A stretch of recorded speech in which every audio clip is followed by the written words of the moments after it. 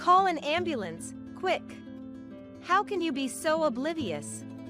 Suddenly, Brittany, who lives next door, rushed into my apartment in a panic.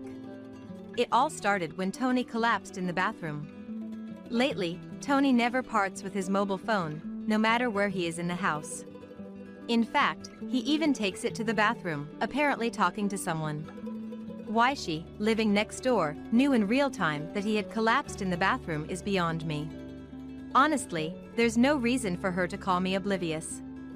I already know why she is connected to him, and how she knew immediately about his collapse in the bathroom. They might think it's a secret, but there have been many suspicious moments in the past. It's funny they don't realize that they're the only ones who don't notice. I've turned a blind eye until now, but I've decided to put a stop to it. They've been having their way, thinking I've been silently watching. Of course, I plan to retaliate against Tony, but I also want Brittany to suffer just like me. They shouldn't think they can get away with this. It's time for them to pay for 13 years of betrayal. I'm Rosetta, a 40-year-old housewife. I met my husband Tony through a mutual acquaintance. At my age, I long to marry and build a warm home. A friend suggested I meet Tony, saying it wouldn't hurt just to meet. I was all work and no play, with no chances to meet anyone. Watching my friends get married, I wondered what life with someone I loved would be like. Thinking it was just a meeting, I said yes, only to find an unexpectedly great connection. Our hobbies and topics of conversation matched, and our conversational pace and rhythm felt incredibly comfortable. It was as if we had met before, and I wanted to see him again. I had dated a few men before, but none with whom I could talk so freely. My first impression of Tony was of a caring man, always putting me first. I quickly fell for his ever-present kindness. Rosetta, I thought this would suit you. What's this? It's not my birthday or our anniversary. Can I open it? Please do. Inside the box he handed me was a beautiful lemon yellow dress. It's lovely. I've never worn a dress like this. I wonder if it suits me. It's definitely going to suit you, Rosetta. I want to see you in it here. Here? I'm a bit nervous. I quickly tried on the dress. Yeah. The size is just right. It suits you as I thought. I'm happy. Thank you. He nodded with satisfaction as he looked at me. Though kind to me, I sometimes caught a glimpse of his stern side. It was mostly during work-related calls. Even on dates, he'd occasionally receive calls and issue instructions. I'd find myself admiring his commanding presence. He, a manager, seemed to be always busy, even on his days off. It must be tough getting work calls even on your day off. Well, it's not too bad. But it can be tough dealing with incompetent subordinates. Oh, we should head out. Our restaurant reservation is coming up. Laughing, we hand in hand hurried to the restaurant we had reserved. I wanted to marry a wonderful woman like you. Will you marry me? If it's with you, I'd be happy to. Please take care of me from now on. I felt happy to be able to marry him. But this happiness, I soon realized, was fleeting. I intended to continue working as a nurse even after getting married. But things seemed to be heading in a bad direction. About the housework. I plan to continue working, even though we're married. Is it okay to ask you to help when I have night shifts? His expression then turned grim. You intend to continue working? Yes, is that a problem? It's a bit, not right for a woman to keep working after marriage. Nowadays, it's not uncommon for couples to be dual income. In reality, there are more households around me where both partners are working hard as dual income couples than those with just a housewife. Even after hearing my reasoning, he insisted I should quit working after marriage, so I asked him why. I thought there must be some reason from his perspective. Believing it's important for spouses to understand and compromise with each other, I decided to ask. Ever since college days, I've been coming back to a dark room and turning on the light alone. Tony, you've lived alone for a long time since college, right? The moment the room lights up and I realize I'm alone, I just hate that feeling. His expression seemed to darken for a moment. So that's how you felt. I lived with my family for a long time, but I guess living alone can make you feel that way. That's why I want you, Rosetta, to quit your full-time job. Of course, I'll work in your place. There's even talk of me becoming a director soon. Really? A promotion at this time? That's amazing. Then, scratching the tip of his nose awkwardly, he replied. Whenever he feels shy about something, he fiddles with his nose and breathes heavily. He looked at me as if expecting more praise, so he must have been really happy. He always prioritized career advancement, working hard to be recognized at work, so this honor must mean a lot to him. It's not a big deal for someone like me. But there are only a few among my peers who have become managers, so I guess my progress is relatively fast. Proudly saying this, I felt a hesitation beside him.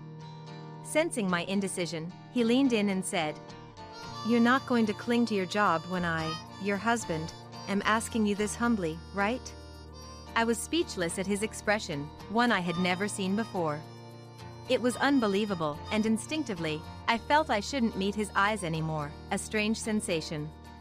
Being told this, I felt I had no choice but to quit. I wanted to continue a bit longer, but I decided to resign, considering it was my beloved husband's request. Life as a housewife, starting with our marriage, was harder than I expected. I thought being a housewife meant doing household chores, but it was extremely busy. Taking advantage of me being a housewife, Tony stopped doing any housework. Women's workplace is like the home, right? It's wrong to just rush through work to have your own free time. I couldn't talk back to him when he said this in a stern tone. In the morning, I prepared breakfast and helped him get ready for work, timing it with when he woke up. Until he returned at night, I finished all chores like preparing dinner and cleaning the bathroom. "Tony, breakfast's ready." "I'll be right there." He sat down at the table, looking around leisurely and sighed deeply.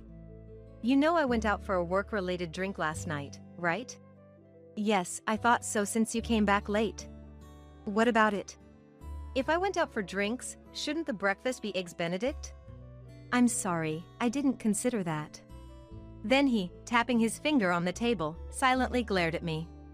He was particular and would strongly point out anything that differed even slightly from his preferences.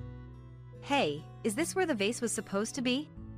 A normal vase placed beside the TV stand. I bought it thinking it would add a nice touch to the home since he likes flowers. I haven't decided exactly where to place the vase, but I wonder if something went wrong. "The vase?"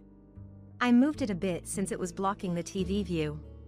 Tony clicked his tongue and glared at me. "With this angle, it blocks the view of the painting from my seat." "A masterpiece obscured by flowers, what were you thinking?" "So selfish to prioritize watching TV." "I didn't mean to." "I'm sorry." "Try to understand the feelings of a man who's dealing with such a selfish woman." He kept blaming me relentlessly. Hearing how inadequate I was, I started to strongly believe I was a terrible person. "Rosetta, you've always lived at home and only worked as a nurse, so you might not understand, but society isn't so kind, you know? Being limited to the medical world like that." When he said this, I started to feel anxious, wondering if my narrow perspective was causing him discomfort. "You say you're a doctor or nurse, but in the end, you only know a narrow world, don't you?" "Yes, I suppose." "I've been working at the same company for 30 years since graduating from college, so I'm good at sensing these things. I'll teach you, so be sure to pay attention." Honestly, I felt that continuing as a nurse would have been far better. His relentless sarcasm often lasts for 2 to 3 hours. Showing any sign of displeasure means starting all over again with the lectures, so I'm not even allowed to look upset. I focused solely on giving answers that would satisfy him or nodding as if I were listening. While it's possible to ignore Tony's sarcasm, there's another issue that's been bothering me for a while. Brittany, our next-door neighbor. She seems to be a successful influencer, and her voice can be heard every night during her broadcasts.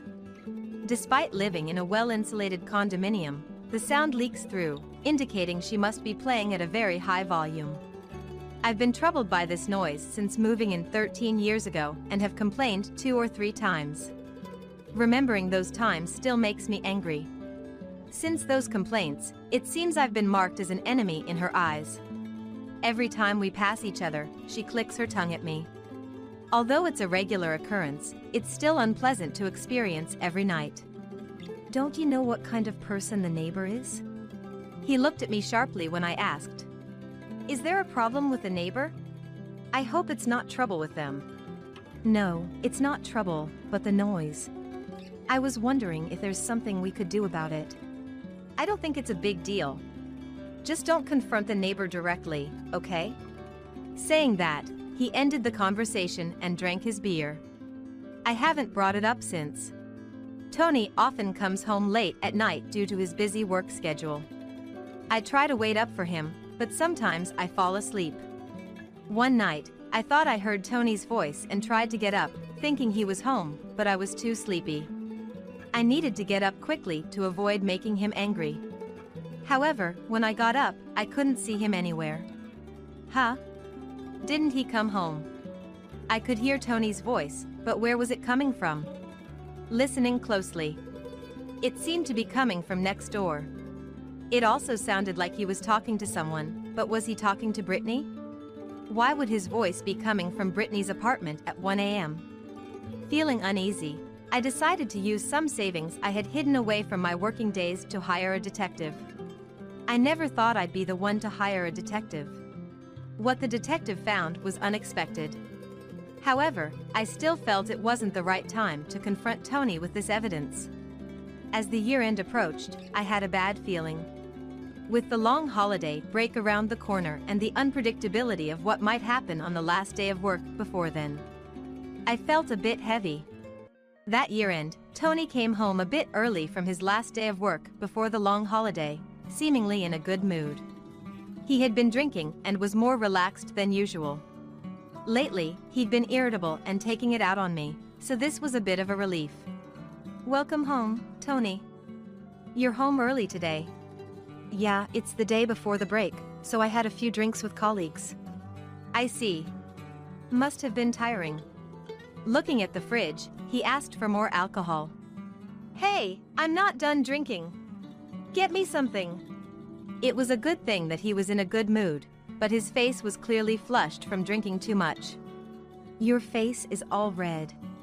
Haven't you drunk a bit much? Drunk too much? Are you saying I can't hold my liquor? Alcohol is essential for office workers. I'm not weak to it. Saying that, he quickly drank the beer he was holding. He doesn't particularly like beer. He used to boast about how well he could drink, but I've had to pick him up from bars countless times. Despite his grand claims about being a corporate drinker, I always end up taking care of him when he's drunk. Man, I've sweated a lot drinking tonight. I'll take a quick shower before bed. Saying this, he took his mobile phone to the bathroom. He never used to bring his mobile phone to the bathroom, but lately, he doesn't let it out of his sight, even there.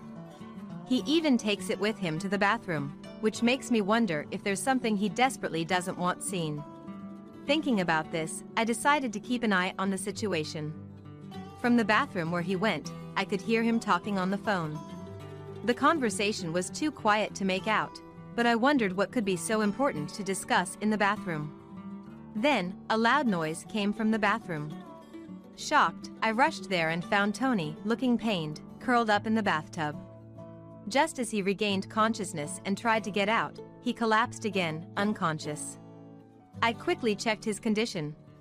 At that moment, someone was furiously banging on the door. The banging was so intense, I thought the door might break. It's a rental, and having someone break the door isn't exactly a laughing matter. And who could it be at such a critical time? Yes, I'm a bit busy right now. When I opened the door, it was Brittany. Move! Get out of the way! I couldn't comprehend why she would show up right now. She pushed past me, making a beeline for the bathroom without any hesitation. Wait! What are you doing? Tony, what's wrong? Tony! Ignoring my astonishment, she took charge of the situation. She acted as if she were the wife, which was bizarre. Call an ambulance, quick! How can you be so oblivious? I couldn't let her continue her reckless behavior. There was only one thing to do: confront her with reality. I just stood there, looking down on them. Call an ambulance? And you think you have the right to order me around? What do you mean? Just what I said. Do you think you, of all people, have the right to give orders to me, his wife? She seemed taken aback by my retort. As if it was unthinkable for me to talk back. If you're so concerned, why don't you call the ambulance? No, I can't, that's why I'm asking you. Think a little, will you? Suddenly she got angry and objected. I guess so.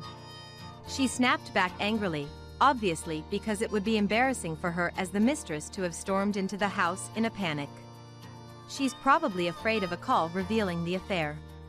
She's flustered to make a call, just staring at Tony lying there. I couldn't help but laugh. You can't even make a phone call? That's just pathetic. My words seemed to anger her. What do you mean, pathetic? Are you mocking our pure love? Her belief in their pure love, despite being just an affair, was terrifying. Focused solely on themselves, their blindness was almost enviable, but this wasn't the time for that. If you're really concerned about him, making a call should be easy. You should be able to do it. I challenged her to make the call, showing her the phone. If she really could, there should be no problem. Furious, she glared at me, her face red with anger. Tony seemed to regain consciousness from our voices. He was unconscious, and even when he woke up, he still seemed to be in a lot of pain. He was still in pain, struggling to speak. My head hurts like it's splitting. Call an ambulance. He looked extremely pained, his usual composed expression gone. I remarked. It must be hard. We really should call an ambulance, shouldn't we? What are you waiting for? Do it now. Right. Something needs to be done quickly. Ignoring his words, I decided to take action. Leaving him rolling in agony, I silently left the house. I took the waterproof-packed mobile phone that had fallen in the bathroom, so he couldn't call from his phone.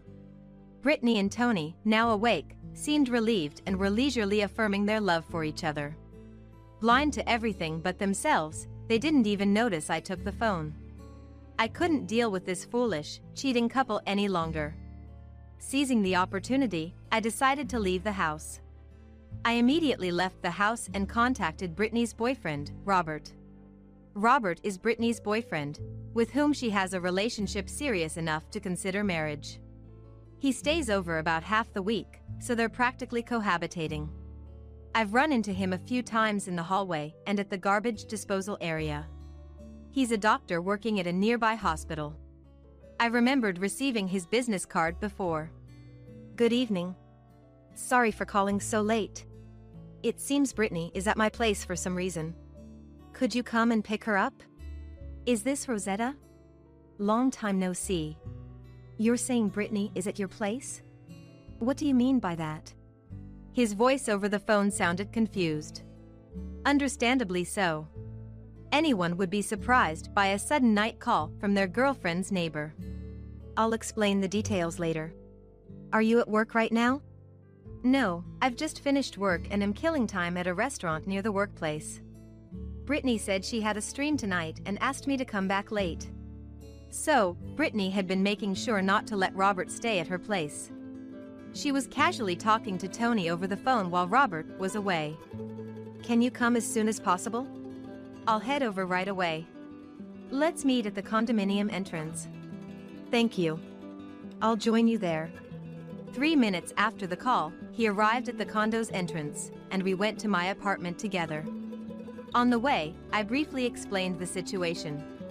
To put it bluntly, it seems Brittany and my husband Tony have been having an affair for many years. What? What do you mean? I found out through investigation. They met in a service store 13 years ago and have been involved ever since. Robert was visibly shocked by my words. 13 years? Since that long ago? Yes. She moved into the apartment next to ours by chance 2 years ago. No way. Then what am I? I thought we were going to get married. He was struggling to come to terms with the reality of being cheated on. It would be so understandable, considering his marriage plans. It seems to be for money. I suspected my husband's infidelity and hired a detective. The investigation results indicated that. That's unbelievable. Brittany rushed into our apartment when Tony collapsed in the bath. Apparently, they were talking on the phone even in the bathroom. He seemed deep in thought but then looked at me. That explains it. No wonder she never lets go of her phone. But you said Tony collapsed. Is he all right? He's fine, just drank too much. No danger to his life. After explaining briefly, I led him to my apartment. Entering quietly, they were still engrossed in their melodramatic scene. I'll fight against the world for you, Tony. Having such a beautiful woman love me, I'm blessed. This must be a trial from God to reach true love. In the 10 minutes it took me to leave, contact Robert. Within the short time, an epic story seemed to have unfolded. A tragic tale of lovers who can't swear eternal love to each other. I was surprised Tony could spout such cheesy lines. Glancing at Robert beside me, he looked indescribable. Seemingly shaking from the cringeworthy dialogue. Unable to bear it any longer, Robert dropped his bag, alerting them to our presence. What's going on here? Robert, why are you here? Strangely, both were naked, which was comical. Why? That should be my line. You told me not to come home early because of a stream. Was it for this? Normally mild-mannered Robert raised his voice, and Brittany seemed a bit taken aback. Well, that's because, you know, the fans and antis are troublesome. I was worried about what would happen if they found out I have a boyfriend. Brittany looked evasive. I knew Robert only from brief exchanges in the apartment complex. He never seemed like someone who would raise his voice. Indeed, he listened calmly when I explained everything to him earlier, showing his ability to control his emotions. So, for Robert to react this strongly, she must have really crossed a line. Stop taking people for fools. To think you've been secretly having an affair with the neighbor for 13 years. She suddenly became defensive, her eyes darting around. I thought maybe I'd marry Robert. Is that bad? She tried to look innocent and appealing, but it only backfired with Robert. We were cohabitating because we talked about marriage someday, but now I just can't believe you. Brittany, realizing Robert was genuinely angry, quickly switched tactics. No, this is a misunderstanding. I was just teaching him about streaming, like personal training for the digital age. Brittany seemed to think we knew nothing about influencers or video streaming, and was clearly trying to bluff her way through. Despite her desperate attempts to wriggle out of the situation, Robert wasn't having any of it. Private lessons, is that it? Have you already forgotten what you yourself said earlier? I played the cheesy dialogue I had secretly recorded at high volume. Hey! You recorded this without me knowing? That's a violation of privacy. Delete it now. Privacy? You have no right to talk about privacy. I'm filing for divorce.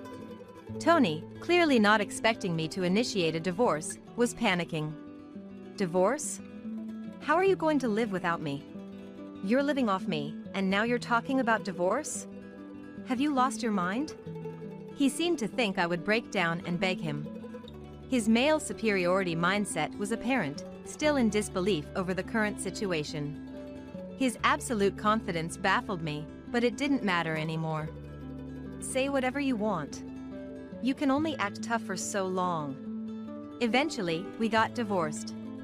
After the incident, I immediately sought a lawyer who is an expert in divorce and infidelity cases. Presenting the evidence video helped me demand more than the usual alimony. Meanwhile, Brittany's engagement with Robert was called off, and she now lives a secluded life. This is partly because her streaming blew up after the affair scandal.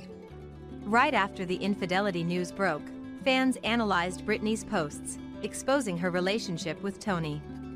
The fan's sharp eyes discerned details from subtle reflections and background elements in her posts. The posts and their hints led to the discovery of her affair with him. The scandal affected Tony too. His company received numerous calls, forcing them to acknowledge the situation. He was fired, for his company took the situation seriously. The company must have wanted to get rid of the trouble. I guess so. After all, a high-profile influencer's affair with a married corporate employee from major enterprise was criticized heavily. When the company's stock dipped around the time of the scandal, they couldn't ignore it any longer. Now, he struggles with the public's disdain and rarely goes out, a consequence of his own actions.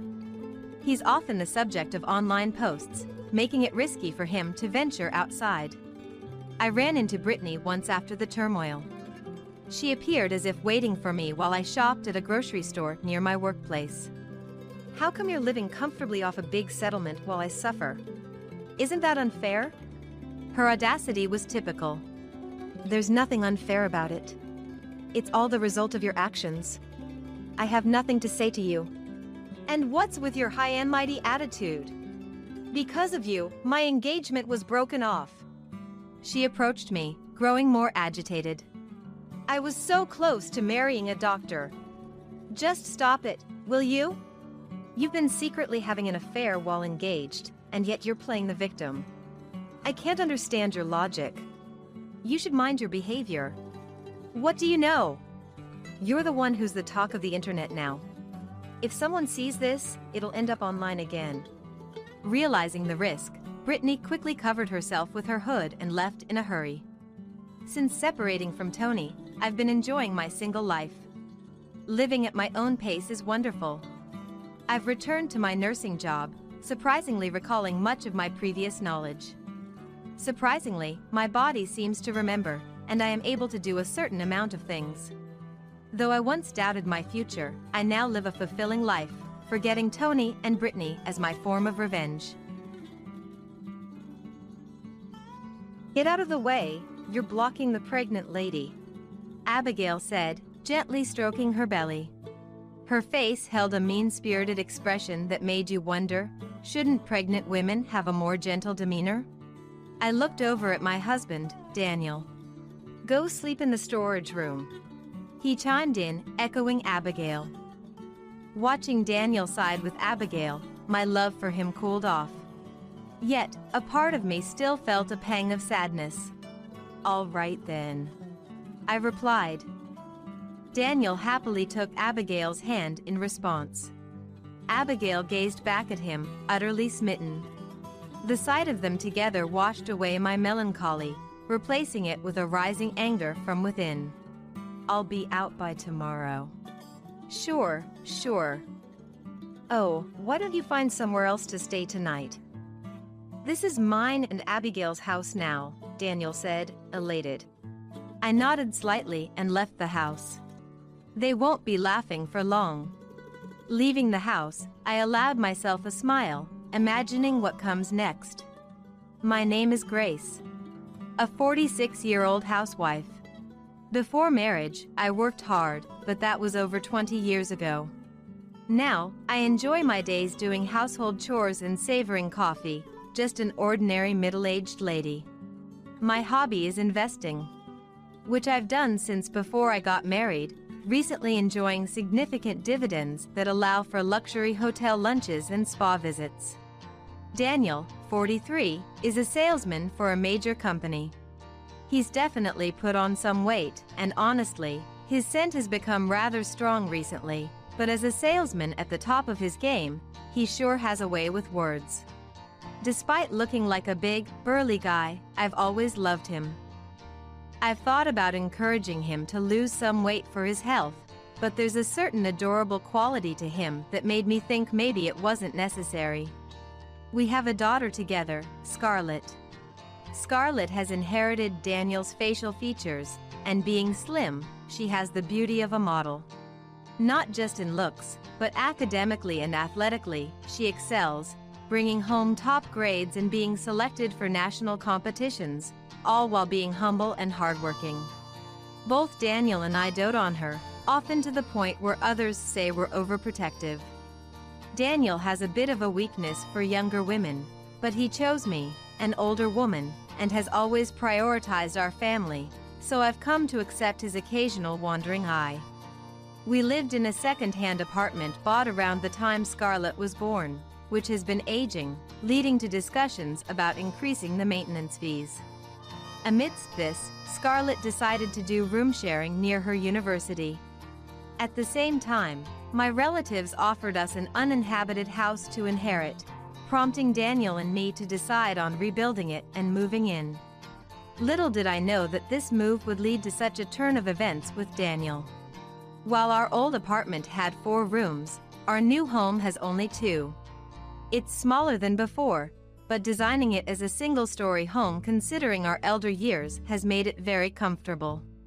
One of the 2 rooms, a combined study and guest room, can be divided into Scarlett's room and a study, making 3 rooms if she comes back.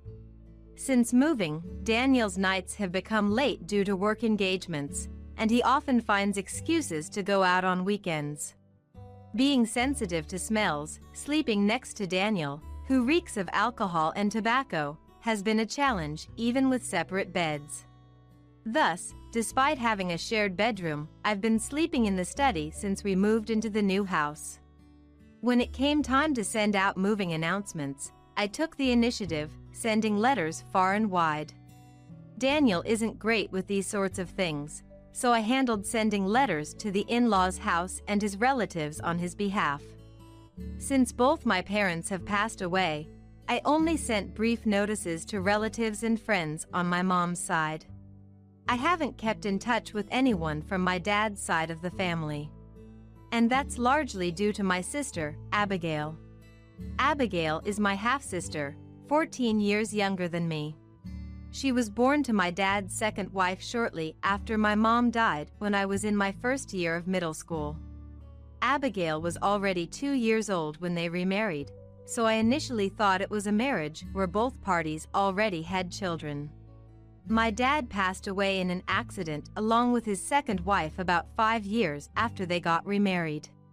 At the funeral, relatives on my dad's side mentioned that he and his second wife had been childhood sweethearts, and everyone had expected them to marry. They blamed my mom for coming between them, saying she proposed marriage through her company connections, leaving no choice for my dad but to marry her, casting his second wife into the shadows. Despite my memories of my parents being happy, it turns out my dad had a child with his second wife behind the scenes. That revelation shocked me more than anything. At the relative's house, Abigail's favorite foods were always served. She wore brand clothes, had the biggest room to herself, and was taken to any place she wanted immediately. In contrast, I was burdened with preparing meals, doing laundry, cleaning, had my part-time earnings taken away, and my room was a small storage space under the stairs, where I was begrudgingly provided with the bare minimum after asking. By the time Abigail reached the middle grades of elementary school, she had learned about my mom from relatives and had come to look down on me. I had to juggle multiple part-time jobs to finally move out of that house. With such experiences, it's no wonder I harbored no fond feelings for Abigail, and I hadn't told her about my marriage or having a child. A few weeks after moving in, I was enjoying a coffee when the doorbell rang. A man's voice said, "Delivery." The screen showed someone looking down. Wondering if Daniel had ordered something, I opened the door. And I was surprised by the person who was there. "Abigail? What are you doing here?" "It's been a while, sis. I just showed up." The person in front of me was indeed wearing the hat seen on the doorbell camera, but it wasn't a delivery person, it was my sister, Abigail. Abigail slipped past me, frozen in shock, and made herself comfortable on the sofa in the living room. I hurried after her and stood towering in front of her, looking down. "If you knew it was me, you wouldn't let me in, right? That's why I used a recorded voice from before. That's awful, deceiving me like that. Oh, scary." Abigail feigned fear at my raised voice. But it was clear she was acting, evidenced by her smiling face. "I've come back home." "What?" Confused by Abigail's nonsensical remark, I responded coldly. With a bright smile, Abigail began to explain her sudden visit. "Well, you never tell me where you are. I got married, but my husband's always on business trips, and it's boring. And when you get pregnant, it becomes harder to move around, right? Everyone said I should come and have you take care of me. Go back. I have no intention of dealing with you, let alone take care of you. But I've already come here planning to have you look after me, so it's impossible." I was frustrated with Abigail's unapologetic attitude. Hearing her mutter, "Thief's daughter," under her breath, my anger reached its peak. "Get out! I never want to see your face again." "What's all the noise about?" "It can be heard from outside." "Daniel, Surprised by Daniel's unexpected return, I was at a loss for words when Abigail stood up and went over to him. Then she wrapped her arm around Daniel's. Daniel didn't shrug her off and seemed pleased with her presence. "Oh, Abigail's here? Welcome." "Daniel, Sis is being mean. I was thinking, wouldn't it be nice to stay with Daniel until the baby is born, but is that not okay?" "That's great. If you don't mind, you're welcome to stay as long as you like." I was stunned by the conversation between Daniel and Abigail. Not only that, but Abigail was clinging to Daniel, their proximity resembling that of lovers. "Daniel, what's this all about?" "You see, Abigail's had it tough, hasn't she?" "Why be so harsh? Jealous of your cute sister?" I felt despair at Daniel's words. I had told Daniel about my family situation before we got married. Yet, he said such things. "Look, you're not using your bed in the bedroom anyway, so it should be fine, right?" "Really? I can sleep in the same room with you, Daniel?" "Sleeping next to you sounds like it'd bring sweet dreams." "Daniel, really?" Their conversation, like that of a close couple, gave me a headache. Ignoring me, the two of them went to the bedroom, still arm in arm, to put away their luggage. However, when they didn't return after a few minutes, a bad feeling led me to peek into the bedroom. There, I found them embracing each other. "Living with you feels like a dream come true." "The baby's happy, too. To live with Dad." Abigail's words filled me with despair. "Daniel is Dad? What does that mean?" Daniel, looking pleased, nodded while embracing Abigail. "We should leave the sister to babysit and go on a date." "She's only good for that." I watched them kiss through the tears, peeking through the door gap. From that day on, they treated me like a housekeeper. While obeying them, I began to gather evidence little by little. I discovered more shocking truths about our household, leading me to consider divorce. One day, Abigail, sitting on my favorite sofa, summoned me. She spoke as if she owned the place. "Get out of the way, I'm pregnant," Abigail said, gently rubbing her belly. "Shouldn't pregnant women look more compassionate?" Abigail's face was filled with malice. I looked at Daniel. "You should sleep in the warehouse," he said, agreeing with Abigail. Seeing Daniel side with her, my love faded. Still, I felt a bit sentimental. "All right then." Daniel happily took Abigail's hand in response. Abigail looked at Daniel adoringly. At that moment, my sentimental feelings vanished, replaced by anger from the bottom of my heart. "I'll be out by tomorrow." Yeah. Oh, why don't you find somewhere else to stay tonight? This place is now mine and Abigail's. I nodded slightly and left the house, thinking they won't be laughing for long. After leaving, I smiled, imagining what comes next. I stayed in a hotel, planning my next steps. I arranged for movers to come the next day and planned to go to the office early before heading home. Excited about the future, I had trouble falling asleep that night, but feeling liberated, my heart felt lighter. The next day, I went as planned to get the divorce papers and headed home. The movers were already there, looking confused. They said the house was empty when they arrived, with just one cardboard box left at the entrance. At the entrance was indeed a small cardboard box with a note saying, "Please take whatever you want." Inside were my treasured books and cosmetics tossed carelessly, with books damaged and pages torn. At the very back was Daniel's wedding ring, fueling my rage. Entering the house, I found the bedroom in disarray with sheets, pajamas, and underwear scattered about, making it clear what had happened after I left. "Please take all of these items," I said, closing the bedroom door and leading the movers to the study. Daniel doesn't read, so the study was filled with books collected by me and Scarlett. Since I only had a few outfits to begin with, I decided to take this opportunity to buy new ones. When I entered the living room, I found a letter on the dining table. The letter mentioned that Daniel and his companion were going on a prenatal trip abroad for 5 nights and 6 days. It instructed me to keep the house clean during their absence and to prepare for the divorce immediately upon their return. I was dumbfounded by their selfishness. However, this made my plan much easier to execute, so I secretly thanked them in my heart. After having the movers take all my belongings, I removed my wedding ring and left it in the kitchen. Leaving the ring behind, I exited my home.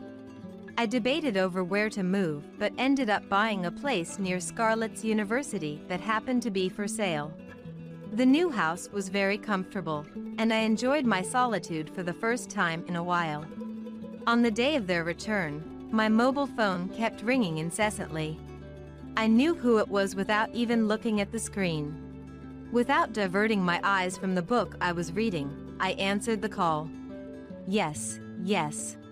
"What the hell is this about?" Daniel blurted out without any greeting, his voice frantic. The reason was clear, but I responded casually.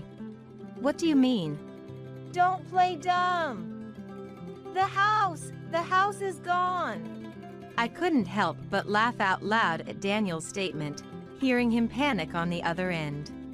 After my laughter subsided, I replied to Daniel. "Why?" "Well, it's my house, so if I'm not living there, I don't need it, right?" "We were living there." "What about our stuff?" "Don't worry. I've kept everything as is in a storage unit.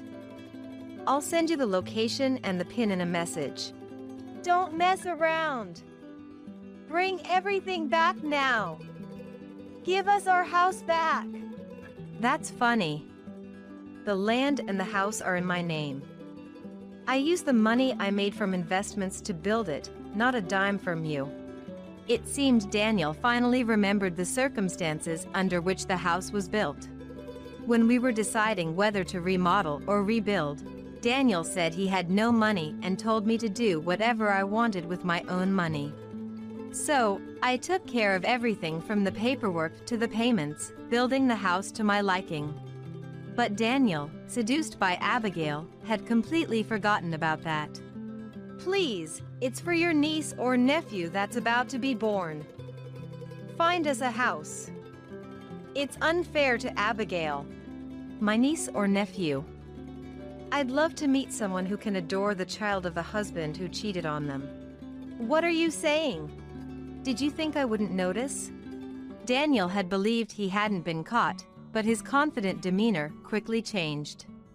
I pressed on.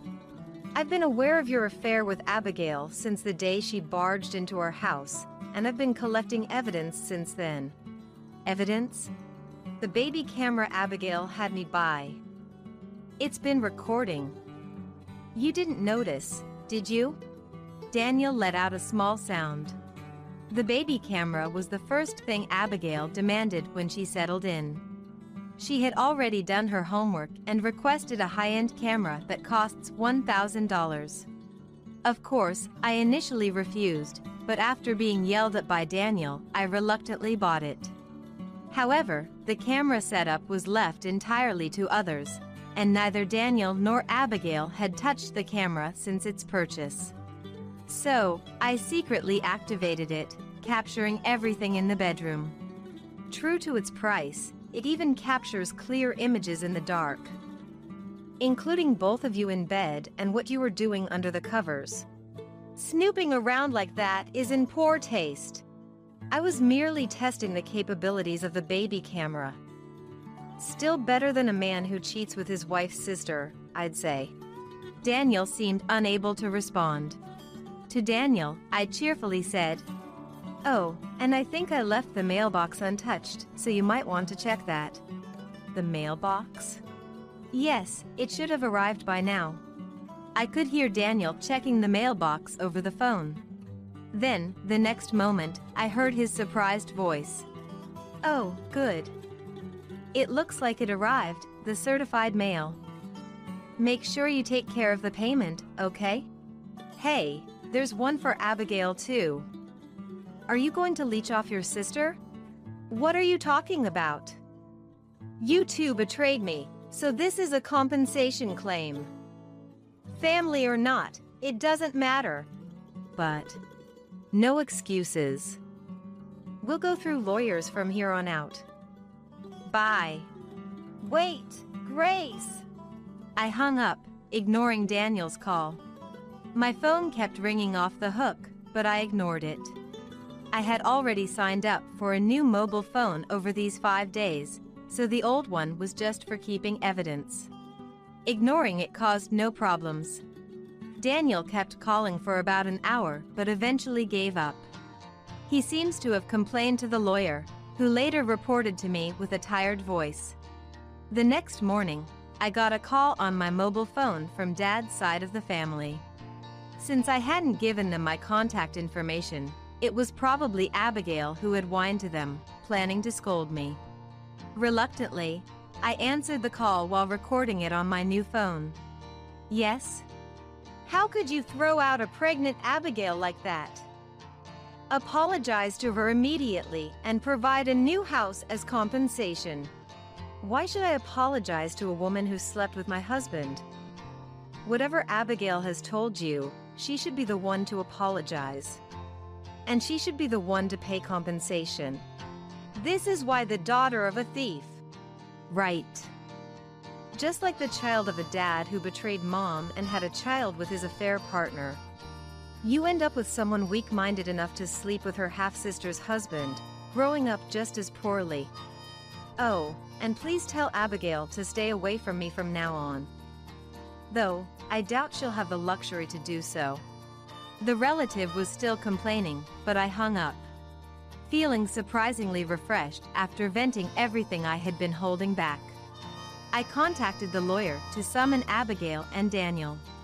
I wouldn't close this chapter of revenge until I saw their frustrated faces. The meeting at the law office then took place.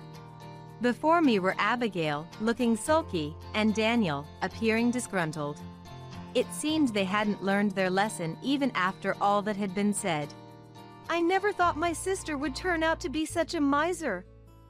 I'm shocked. If I knew she was so greedy, I wouldn't have married her. I was deceived." Hearing Abigail and Daniel's self-centered comments, I moved beyond anger to sheer disbelief. I laid the divorce papers in front of them and also presented another document, a marriage registration form. "As for the compensation, I might consider reducing it if you sign this. If signing this is all it takes to reduce the amount, then give it here," Daniel said, snatching the pen from me to sign. Abigail also signed, laughing. I put the documents in a file and then smiled brightly. "I'll make sure to submit this to the office." "Did you forget, sis? I'm already married. It won't be accepted anyway." "Well, don't worry. You're single now." "Huh?" Abigail looked at me with a dumbfounded expression. I rephrased it for her, making it easier to understand. "Yesterday, the divorce mediation finalized our divorce. I didn't know about that. Well, you threw away the mail without checking it. There were several letters, orders to appear in court. I got a message from your husband saying the divorce was finalized and now he's filing to deny paternity of the child. That can't be. While Abigail stood there dumbfounded, Daniel seemed oddly pleased. No wonder, since he could marry Abigail until after her remarriage prohibition period ends. To Daniel, who seemed quite content, I smiled sweetly. It must be tough for you, having to support a child that isn't yours. What? The child in her belly is mine. Oh, you didn't know? Poor thing. The child Abigail is carrying is actually from her real boyfriend at the club. Club guy? When Daniel turned to Abigail with force, she awkwardly looked away, indicating my statement was true. Seeing this, Daniel's face turned pale, realizing the truth. Good luck with the compensation payment and raising someone else's child. I know it'll be tough. Grace, let's start over. I was wrong. After all, there's Scarlett. As Daniel changed his tune, the door to the lawyer's office burst open, and a woman walked in. Daniel turned pale the moment he saw her. Scarlett? Dad, you're the worst. Hurting Mom like that. I'm cutting ties with you. From now on, I'll live with Mom. You and that loose woman can just disappear. Scarlett had never spoken so harshly before, leaving Daniel frozen in shock.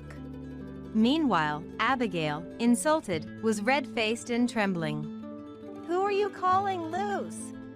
Sleeping with someone other than your husband, then my husband, and also your real boyfriend from the club. Which part of that isn't loose? Are you insane? Scarlett's fierceness left Abigail speechless. I delivered the final blow to Abigail. Just so you know, he's frugal but never manages to save money because he spends it all on young women, so be careful. What? But what about the house, the car? Oh, those? All mine. Bought with my dividend income. We used them as a married couple, but after the divorce, we're strangers. A man with a $3,000 salary couldn't afford that car anyway. $3,000? Even though he works for a big company? Apparently motivated by money, Abigail was frozen in shock. Daniel, too, was looking down, embarrassed by the revelation of his low salary. Well, good luck with everything. I said that and left with Scarlett, entrusting the rest to the lawyer. The dinner I had with Scarlett that night was genuinely enjoyable and delicious, the best we had in a long time. Later, I filed the divorce papers. When Abigail's remarriage prohibition period ended, I also submitted Daniel and Abigail's marriage registration. The witness section was signed by me and Abigail's ex-husband. Daniel was fired for repeatedly cheating with Abigail during work hours and misappropriating travel expenses for their affairs. Now he's struggling, working part-time jobs to make ends meet. Abigail seems to be taking care of the child but cries daily, having been dumped by her club boyfriend once the money ran out, unable to tolerate her unbearable personality. Abigail admitted she targeted Daniel because she couldn't stand that I got married and had a child before she did, wanting to ruin it. She thought she could get money from both her ex-husband and Daniel by claiming the child was Daniel's and leave the care to me while she visited her club boyfriend. After all this, even her relatives have abandoned her, forcing her to reluctantly take up part-time work, which didn't last long due to her attitude. Now, she, Daniel, and the baby live cramped together, barely scraping by. Scarlett is enjoying her university life. I was surprised to learn her roommate was her same-sex partner, but seeing Scarlett happy made me think it was all right. As for me, I continue to live off my dividend income. After the divorce, I've been in touch more with Abigail's ex-husband, who's been asking me out to dinner. It seems that Abigail and her ex-husband were married through their parents' introduction, pushed heavily by Abigail herself, I later learned. Yet, I wonder why she was dissatisfied with him, to the point of curiosity. I received a message from him earlier on my mobile phone, saying he has something important to discuss, making me feel somewhat restless today. Despite telling myself not to expect too much, my face blushed like that of a girl in love as I sat in front of the dresser, applying makeup. You're so dumb. Can't you do this more efficiently? It's frustrating just watching you. The harassment from my sister-in-law, Michelle, escalated day by day. It even started to interfere with my work from home. But I didn't break, because there was a job I desperately wanted to complete. My name is Amanda Smith, 29 years old. Working as a contract employee for a certain company, I live modestly with my dad, taking over the household chores to relieve my busy dad. He raced through life without a break, raising a daughter on his own. Gradually, I wanted to ease his burden a bit. When I was still in elementary school, Dad placed his large hand on my head and said, "You don't have to try so hard with the housework. Use your time as you like. That makes me happier." Dad was always kind and generous, no matter how tired he was. Secretly, I wished for his happiness. I hope Dad will find great happiness someday. This small wish came true a few years ago. Dad's new wife was named Barbara. Barbara, with her daughter Michelle, moved into the house where Dad and I lived. Barbara was honest and kind-hearted, a wonderful woman. In contrast, her daughter Michelle was prideful and cunning. It didn't take long for Michelle, initially quiet and reserved, to show her true colors. That day, as usual, I prepared lunch for Dad and sent him off to work. Barbara was away on a business trip since yesterday.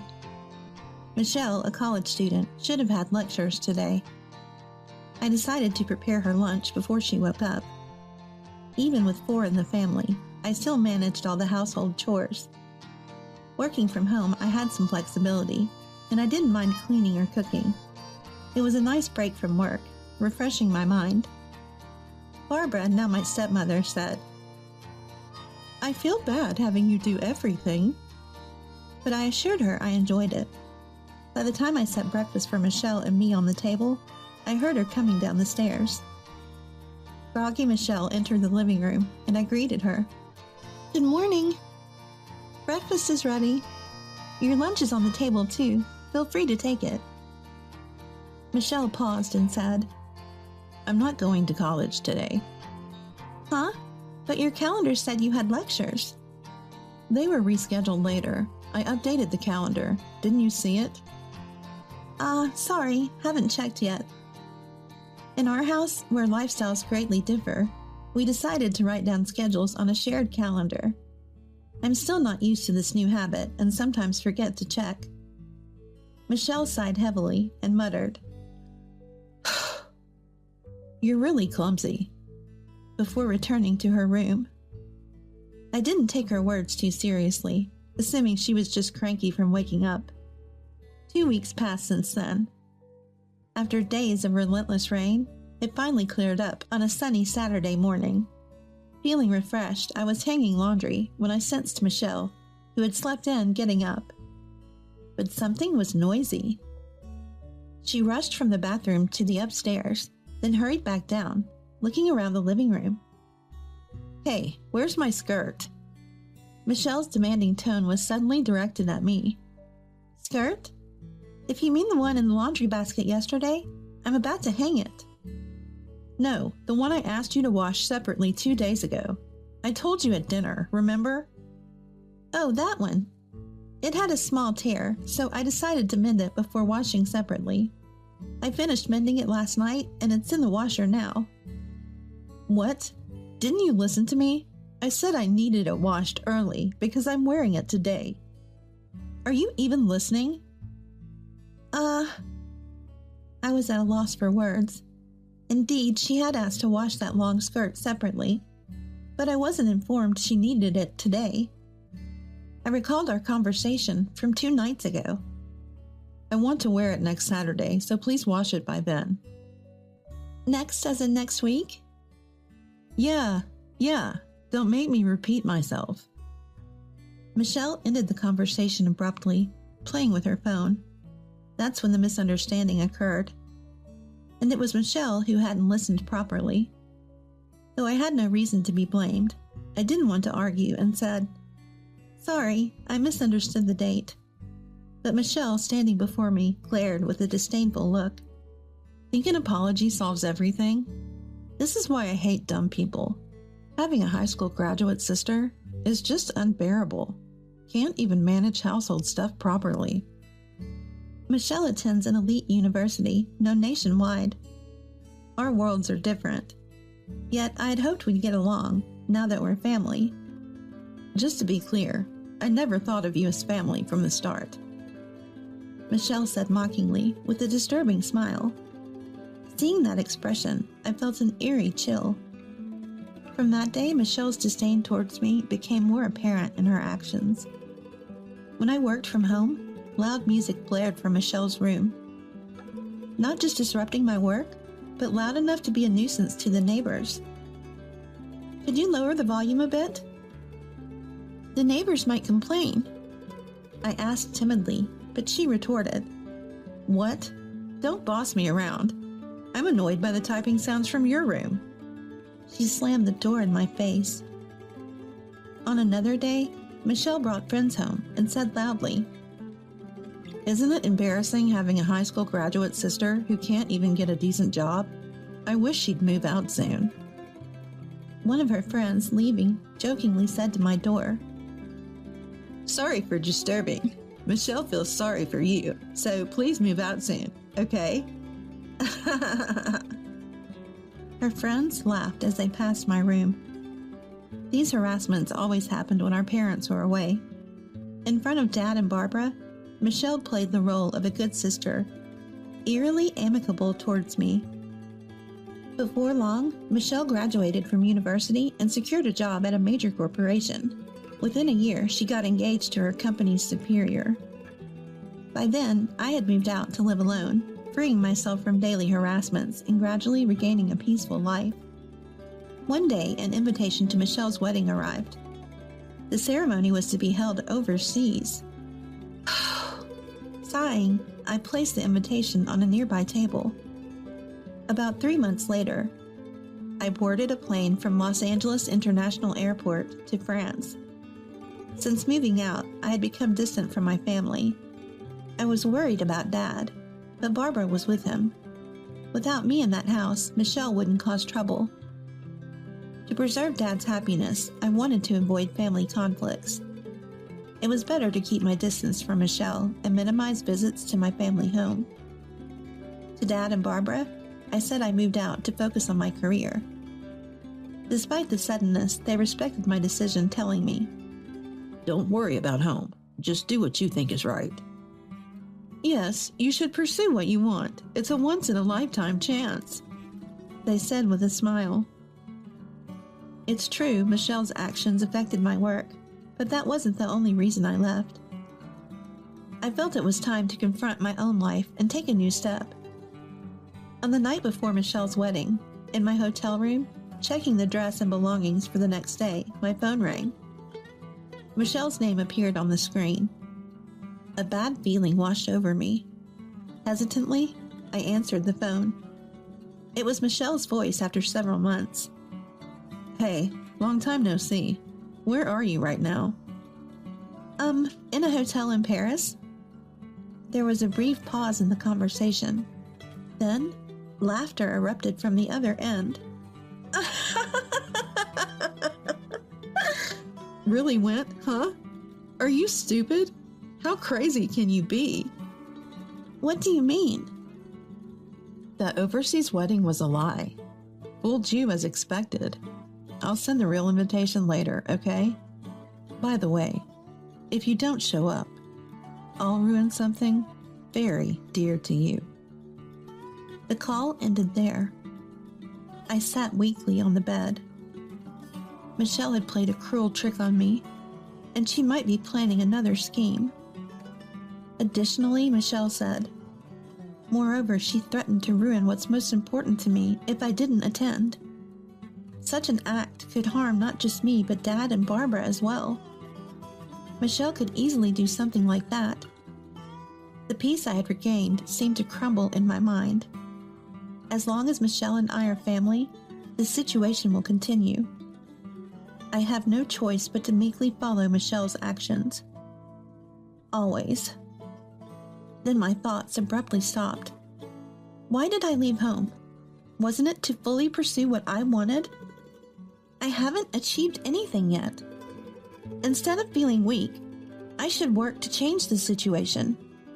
Even someone like me can find a way to stand up to Michelle. I rose from the bed and reached for the curtains by the window. Outside the glass, the Parisian night unfolded. Life is strange. Sometimes when wandering in the dark, the path forward is illuminated and becomes clear. This was one of those moments. I closed the curtains, turned off the light, and slid into bed. The earlier anxiety had vanished, replaced by a soothing drowsiness. I closed my eyes slowly. Eventually, I spent about a week in France, taking the opportunity to enjoy sightseeing before returning home. Recharged, I returned to the U.S. and threw myself into work. Forgetting to eat and sleep, I spent days glued to my computer. My mind ran at full speed, devouring documents and typing furiously. After 2 months of this lifestyle, I visited a specific place. Walking down the main street in front of the station, I entered one of the buildings. Exiting the elevator on the 3rd floor, I knocked on the first door down the hall. A soft female voice invited me in from inside. In my tote bag was a thick file at home. Inside was a large amount of copy paper that I had printed out at home. I intended to hand these to someone. As I touched the doorknob, a wave of nervousness made my fingers tremble. It's okay, I've done everything I could. Now it was up to fate. I calmed myself down and quietly stepped into the room. On the day of Michelle's wedding, I had called the venue to inform them of my absence. Michelle probably thought I underestimated her, that high school graduate fool. Prideful Michelle, always needing to feel superior. But now I understood. Michelle lacked something vital, something I possessed, but she did not. A knock on the dressing room door, and a man peeked in. Excuse me, it's almost time. Are you ready? Yes, I'm ready. I'll be right out. I picked up a Western book from beside me and left the room. At the same time, Michelle's wedding reception was underway. Stephen, her husband, was the son of a corporate president. Among the guests were some notable figures, and Michelle was inwardly proud. While everyone enjoyed the grand food and friends' performances, a man discreetly approached Stephen. After whispering something, Stephen said to Michelle, Amanda isn't coming today. She appeared on TV. Did you know? Michelle was taken aback, clueless. Looking towards the guests, she noticed some commotion among Stephen's invitees. It was also streamed online. Seems to be quite a topic. A colleague from Michelle's company nearby was heard speaking on her phone. I've read this book too. Just released last month and already going for a reprint. It's a foreign sci-fi novel. The author passed away long ago, but it turns out it's written by a globally renowned scientist. Someone started saying online. Another colleague at the same table mentioned, "That's the one that's been trending on social media recently, right? It's got futuristic, predictive scenes, and a friend told me it's interesting." A translator named Amanda Smith. She was on a show today at noon. Amanda Smith? Isn't that Michelle's sister-in-law's name? Hearing this, Michelle immediately opened her mobile phone. A search on her timeline brought up my name. The top article read, Historic scientist posthumous work discovered. Interview with translator Amanda Smith on her encounter with the book. The wedding venue was already buzzing with this news. Amid the commotion, the ceremony soon concluded. After changing in the dressing room, Michelle stepped into the hallway to see her parents and Stephen. Along with Stephen's parents, in a tense atmosphere. Such an embarrassment, being the subject of harassment. We were clueless, and now we don't even know how to respond to inquiries from acquaintances, said Daniel, Stephen's father, and the head of a major corporation, in a stern tone. I've dined with Michelle numerous times, but she never once mentioned her sister-in-law, Amanda. Are they on bad terms? I value family bonds, you know. I was lenient because Stephen seemed smitten, but I hear some women at the company don't think highly of Michelle. Do you think I know nothing? Finally, Daniel added, You better make this right. Call Amanda immediately. Arrange for me to meet her directly. If you can't reach Amanda, consider this marriage null and void. Undoing a marriage was easy for someone like Daniel. If the marriage were called off after such a grand ceremony, it would severely tarnish Michelle's reputation. She'd be too embarrassed to face her colleagues, and her friends would surely ridicule her. Michelle, pale-faced, frantically pulled out her mobile phone. First call, second call, only the hollow ring. Fifth call, the number you're trying to reach is not answering. An automated voice responded. Maybe she's blocked you, her father suggested. No way. Amanda must just be busy, Michelle defended. Skipping a day on the wedding itself is not normal unless there's an accident or illness, especially for family. I don't want to invite more trouble into my home. A woman like you, prone to problems, is clearly not suitable for our family, Daniel concluded. But the ceremony is already over. Stephen, don't just stand there, say something. Michelle looked at Stephen with her characteristic pleading eyes, but Stephen turned away, refusing to look at her. At that moment, Michelle realized something. Her parents, standing behind her, were silent, just observing. They could have defended their daughter, but hadn't said a word. Mom, it's not my fault, right? Tell them it's not my fault. Barbara smiled ruefully and said, Actually, I got a call from Amanda yesterday. She said she couldn't make it to the wedding for some reasons. It's a long story, but you'll understand soon. It might be inconvenient for both of you, but she asked for forgiveness just this once. It's a big moment in her life. That's what Amanda said. What do you mean? You knew about today? You knew and didn't tell me? Yes, exactly. If I had told you, you would have interfered, right? After all the trouble you've caused Amanda, you never learn. Really, you're impossible. I've failed as a mother. Michelle listened with a defiant expression. We thought if you experienced some hardship, you'd understand. So Dad and I discussed it, and as bad as we felt for Amanda, we decided to turn a blind eye. It seems this is a family matter. We as outsiders should leave. Someone interjected. Wait, please, we're not done here. I'll bring Amanda, I promise. Please reconsider, Daniel. I don't want to be addressed by my name by you. Do you want to anger me further? Even Michelle fell silent under Daniel's stern gaze. This time she had picked the wrong battle.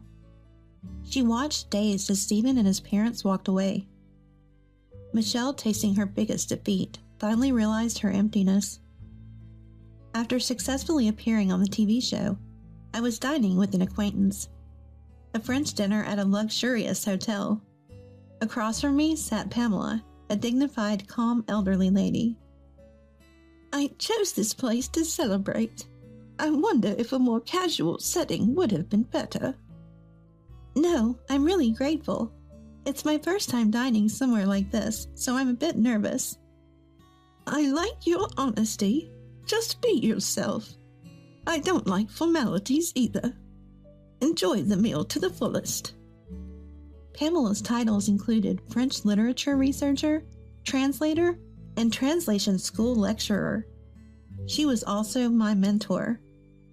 I once found an old Western book among Mom's belongings. Dad said its origin was unknown. It appeared to be a novel written in French. There were notes throughout indicating Mom had read it repeatedly. I remembered how Mom hummed foreign songs while cooking or doing laundry. It happened before I could remember, so I don't remember it clearly. Could those lyrics have been in French? I started reading the book bit by bit, translating with a dictionary, and got absorbed in its world. I became enchanted with the French language. I devoured French books and translated my favorites. I was so engrossed that I lost track of time. After becoming a working adult, I started attending translation school during nights and weekends. One of my teachers, impressed by my language skills, introduced me to translation work. I was delighted to take it on, especially since it could be done from home. Around the same time, Dad decided to remarry. Even with the increased family size, my work wasn't affected, except for the issues with Michelle. I was surprised when you handed me a thick manuscript. Your translation skills were professional level, and the novel had a unique worldview. I had been translating for years, but I was never quite satisfied with my work. It took a long time, but completing it helped me grow mentally. Yes, translation is a battle with oneself. Each completed work feels like shedding a skin. It's fascinating. I agree. That's why I can't stop. Pamela smiled warmly upon hearing my words. It's a blessing to have something you want to pursue passionately in life. When I returned home after a long time, Barbara greeted me. Dad was still busy with work, coming home late as usual. I heard footsteps coming down from upstairs. Ah, finally awake. Michelle, you have a part-time job today. After the wedding cancellation and leaving her job, Michelle seemed to have been staying home. Barbara had told her, "How long will you sulk? Do you want to live miserably like this forever? If you don't want to start over, you better leave this house."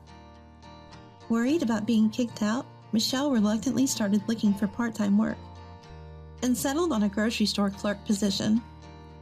As Michelle passed by the living room, she glanced at me awkwardly and hurried out the door. "Amanda, you're going overseas for work, right?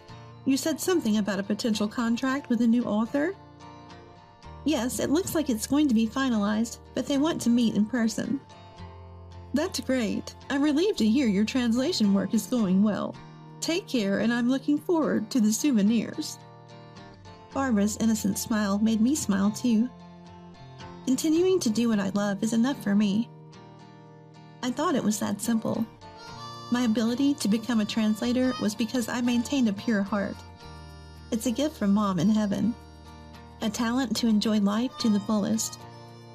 On my way back from my parents' house, I passed by a dogwood tree. Stopping to look, I saw many buds waiting to bloom. Surely, I'm just getting started too. Blooming one flower at a time, I'll continue on my path. As the gentle spring breeze blew, I started walking again. Huh? That's your management mistake? Why do I have to stop drinking and go back? Even though I had anticipated it, I was at a loss for words when my prediction came true to such an extent. Please don't say that. I'm begging you. Stop nagging. Don't call me just because you can't get into the room. Go sleep in the parking lot or something. It sounded like he was at a club, with young women's voices in the background. While I hadn't forbidden him from going to clubs, the situation was serious. It was unforgivable for him to use this as an excuse to throw me out. My anger reached its peak at my husband's carefree and merry demeanor. "Fine, if you insist, I'll sleep outside. Goodbye." With those words, I hung up the phone unilaterally and headed outside the hotel. It was my eldest son and his wife who came to my rescue. My daughter-in-law, Martina, was furious when she heard the story. My son, Wilbert, had a stern look on his face, clearly angered. "Sophia, let's teach Joe a lesson together." After hearing my story, Martina said this and grasped my hand, Huh? I can't stand men who belittle women, especially when it's Wilbert's beloved mother. If a man can't cherish a woman, he doesn't deserve to be a man. But how do we teach him a lesson? There's only one answer to that. You're not suggesting. Sophia, you haven't forgotten the ways of the night, have you? Wait, what are you planning to do? We're going to show him the pain. Let him feel what it's like to be belittled as a woman. Martina's laugh, though sinister and almost terrifying, echoed. That's why I didn't want to come. Anchorage is just cold, and there's nothing to do. Upon arriving at the airport, my husband started complaining, making me sigh heavily. Sophia Alger, 59 years old. I came to Anchorage on a trip with my 65-year-old husband, Joe, who had recently retired.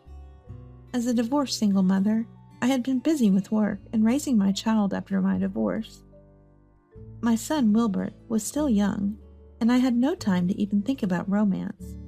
However, Joe, my current husband, relentlessly pursued me, wanting to be my support. But I was too busy to pay him any attention and kept working hectically. Nevertheless, Joe never gave up and kept asking me out. Finally, I succumbed to his persistent affection, leading to our current relationship. Initially, he was a kind and dependable husband, but gradually his behavior changed. Whether it was to maintain his dignity or just for the sake of being bossy, he started showing an exaggerated sense of self-importance. What are you saying so soon after we arrive? Look outside, it's all white. Although Joe had become a mistakenly henpecked husband, he was still my partner of many years. At this age, the thought of getting a late-life divorce seems daunting, but I've always been skilled at handling people. Figuring out how to keep Joe in the palm of my hand, almost like a game, isn't such a bad way to live. Since I've adopted this mindset, I no longer feel pained by Joe's arrogance. So, our ride is not here yet? Joe, disgruntled, didn't even bother to look at the scenery outside, continuing in a bothered tone. Despite his attitude, making me sigh again, the snowy view outside quickly uplifted my spirits. At this point, it feels like I'm raising a child again. It's not a complaint, but rather a scary familiarity. This trip to Anchorage would make me realize that. I think it's already here. As I urged the grumpy Joe outside, the vast snowy landscape took my breath away. We get snow in Boston where we live, but it's been a while since I've seen such a heavy snowfall. Lost in the beauty, a honk from a large minivan parked nearby startled me. Mom, Dad, over here. It was Wilbert, waving from the window. As Joe and I approached the vehicle, the rear door opened automatically, revealing Wilbert's face in the rearview mirror. That was a long trip, huh? You must be tired. It was nothing much. You look good, though. How are things with Martina? Great, as always. We even went to a hot spring in Idaho recently. Idaho? That sounds wonderful. I'd love to relax in a hot spring, too. Right, Joe? As long as I can drink, I'm fine with anything. Is he a genius at ruining the mood? His mood-killing remark made me let out an exasperated, "Really?" But Wilbert, used to such behavior, quickly shifted to a new topic. However, Joe soon closed his eyes and fell asleep, probably because he's uncomfortable around Wilbert. It wasn't like this before, but ever since Wilbert's career started taking off, Joe's attitude changed drastically, becoming cold and distant. But Wilbert doesn't seem to care about Joe's behavior. His mental strength must come from me. Martina's been eager to see you, Mom. Martina is Wilbert's wife. When he first announced he was dating a girl 13 years his junior, our relatives were all over him, accusing him of leading a young girl astray. But in reality, Wilbert had found someone truly wonderful, and as a parent, I couldn't be happier. Tell her we'll see her tonight, okay? I'm looking forward to it. Got it. I've arranged for our chauffeur to pick you up. Thank you so much, really. Don't mention it. You're in Anchorage now. Enjoy it. The conversation never ran dry, perhaps because it had been years since we last met. Before we knew it, we had reached the station area, and the car pulled up at our hotel. After thanking Wilbert, we got out of the car and headed towards the hotel lobby. Hey, go check us in. I'll wait here on the sofa. Joe seemed exhausted from the travel, quickly settling onto a lobby sofa. Used to his ways, I checked in and got the room key. Got the room key? Ah. Joe responded briefly and lethargically got up to head for the elevator. Once we reached our floor and entered the room, a breathtaking view greeted us. Wow, it's beautiful. When was the last time I saw such a sight? We just saw it. Is it really worth getting that excited about? Really, Joe? Why do you always have to say something that ruins the moment? Keep talking like that and your face will stay twisted. I couldn't help but retort to his unnecessary comment, and Joe just grunted and laid down in the bed. He turned on the TV and started flipping through the channels, throwing a question over his shoulder. What, they don't have that show here? Joe, this is Anchorage. Of course they don't have our local programs. What? I knew that. Just saying, you know. He definitely forgot. He absolutely forgot we were in Anchorage right now. It's these occasional, obvious moments that make it hard to leave him alone. But I can't tease him too much, or he'll sulk and refuse to do anything. It's a bit tiresome having to balance it just right. Joe, let's go outside. I want to explore the city. You go on your own. I'm going to rest until it's time. I'm tired. His indifferent response on this much-awaited trip made me frown. What did he even come to Anchorage for? Frustrated as I was, I quickly tucked away those feelings and switched gears.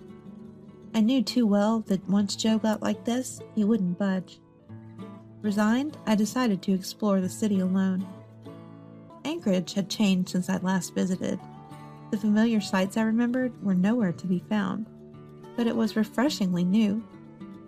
I continued exploring the city streets until it was time to meet Wilbert and his family together for dinner. As it was getting late, I decided to head back to the hotel. I thought I'd need to fetch Joe, but it turned out to be unnecessary. There he was in the lobby, waiting on the sofa with a lively expression. Is our ride here yet? You really spring into action when alcohol is involved, don't you? Joe loves his drinks, and his drinking habit has been a problem for me. I had asked him to restrain himself this time, not wanting to trouble our eldest son and his wife. But Wilbur insisted he'd handle it, and I reluctantly agreed. The drinks in Anchorage are supposed to be great. I'm going to drink to my heart's content tonight. Just keep it moderate, please.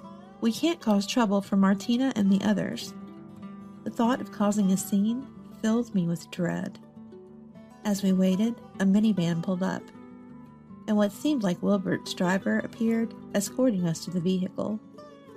The car soon departed, heading to the restaurant where Wilbert and his wife were waiting. Over here, both of you. There they were, Wilbert and Martina, in front of the restaurant. Joe, Sophia, it's been a while. Well, Martina, you're as beautiful as ever. Thank you, Joe. I'm really happy you called and came all this way to visit us. We had to. Inviting my son and his wife is only natural when coming to Anchorage. It was Joe who had suggested inviting Wilbert and his wife. He said since we were going to Anchorage, why not invite them? But his real intention was probably Martina. He wanted to drink with a beautiful woman. His ulterior motive was obvious. But Martina, being experienced, handled it well. Don't worry, Sophia. Leave it to me. You must be tired from your usual routine. I'll take care of Joe so you can enjoy the meal, okay? Her kindness, more concerned about me than Joe's intentions, made me decide to indulge in it. Come on, let's go inside where it's warm. The food here is delicious, and the bourbon is top-notch. Really? That sounds exciting.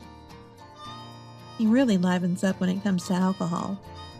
With an exasperated look, I watched as the men disappeared into the restaurant. Joe is still the same, isn't he? Really? Always such a handful. But he's pretty simple from your point of view, right? I guess it's a walk in the park for me. Foo. It's comforting to see that some things never change. Let's go inside and eat some delicious food, shall we? Martina and I walked in later and were guided to our table. The men had already started drinking, and both of us sighed at the sight. The meal began, and we enjoyed Anchorage's fresh seafood and delicious drinks. It was a lavish experience, and the clock was nearing 10 p.m. Man, that was good. I always wanted to bring you two to this place when we came to Anchorage. I'm glad we did. It was really delicious, especially the bourbon. It was superb. Joe, you say that about anything you drink, right? Now, Sophia. But really, it was wonderful. I had a great time talking with you, Sophia. I'm satisfied, too. Martina's smile seemed angelic, and I couldn't help but smile naturally. The restaurant was about to close, so we paid the bill and headed out, taking a taxi back to the hotel. You go back to the hotel first. What will you do? I'm going out to drink again. It's Anchorage after all. I can't just not drink. I was astounded by Joe's nonchalant attitude. Having walked around all day, I was physically exhausted and decided to return to the room. All right, I'm off then. Joe walked off briskly into the night, increasing my sense of disbelief. Just as I thought about taking a shower to relax, something struck me. Oh no, does Joe have the room key? After Joe left last, I realized I hadn't taken the room key from him. This hotel required guests to manage their own room keys, and losing one meant a fine. I didn't lose it, but I needed to call Joe back. No choice but to call him. What a predicament. How many times had I sighed today? While pondering this, I called Joe, who surprisingly answered quickly. What's up? You're interrupting my fun. His obviously irritated voice made me slightly annoyed. But getting angry would only worsen his mood. I reminded myself to smile and forced a strained one over the phone. Sorry to interrupt, but you have the room key, right? I can't get into our room. Could you please come back? Huh? That's your fault for not managing it. Why do I have to stop drinking and come back? Though I anticipated his response, it was still frustratingly on point. Please don't say that. I'm really stuck here. Stop nagging me. If you can't get into your room, just sleep in the parking lot or somewhere like that. I could hear the voices of young women in the background. Maybe he was at a club. I hadn't forbidden him from going to clubs, but the current situation was serious. I couldn't tolerate him leaving me out in the cold like this. My anger peaked at Joe's carefree and merry attitude. Fine, if that's what you want, I'll sleep outside. Goodbye. After saying that, I ended the call and headed outside the hotel. I should have thought of asking for a master key, but I was too angry to consider it at the time. The Anchorage night was freezing, and I could feel my body temperature dropping rapidly. What should I do now? Just then, my phone rang. Oh, Mom, what are you doing right now? I can't get into my room because of a situation. What? Where are you? Go to a family restaurant or a grocery store. I'll send someone to pick you up. It was Wilbert on the phone. What perfect timing. I sighed with relief at this lifeline. Soon, a ride arrived, and I was taken to Wilbert's house. As I got out of the car, Martina greeted me and led me inside. I'm sorry for barging into your home like this. Don't be silly. Are you okay? Thank you, Martina. I'm fine. Why couldn't you get back to the hotel? Where's the room key? As I sat on the living room sofa, moved by Martina's warmth, Wilbert spoke up in a serious tone. I explained the situation to him and sipped the coffee he ordered. So, it was Dad, after all. You knew? Actually, I got a call from one of my staff earlier. They said a man resembling your husband was at one of my clubs, arguing with his wife on the phone. Unbeknownst to Joe, Wilbert was a shrewd businessman who owned several establishments, including a club. Joe had apparently gone there. Unbelievable. Who just leaves a woman out in the cold because he wants to drink? Aren't you upset about it, Sophia? Huh? Martina's question left me speechless. Certainly, I couldn't contain my anger. But after decades together, I had resigned myself to the idea that this is just how he is, and getting angry was a waste of time. I'm really upset.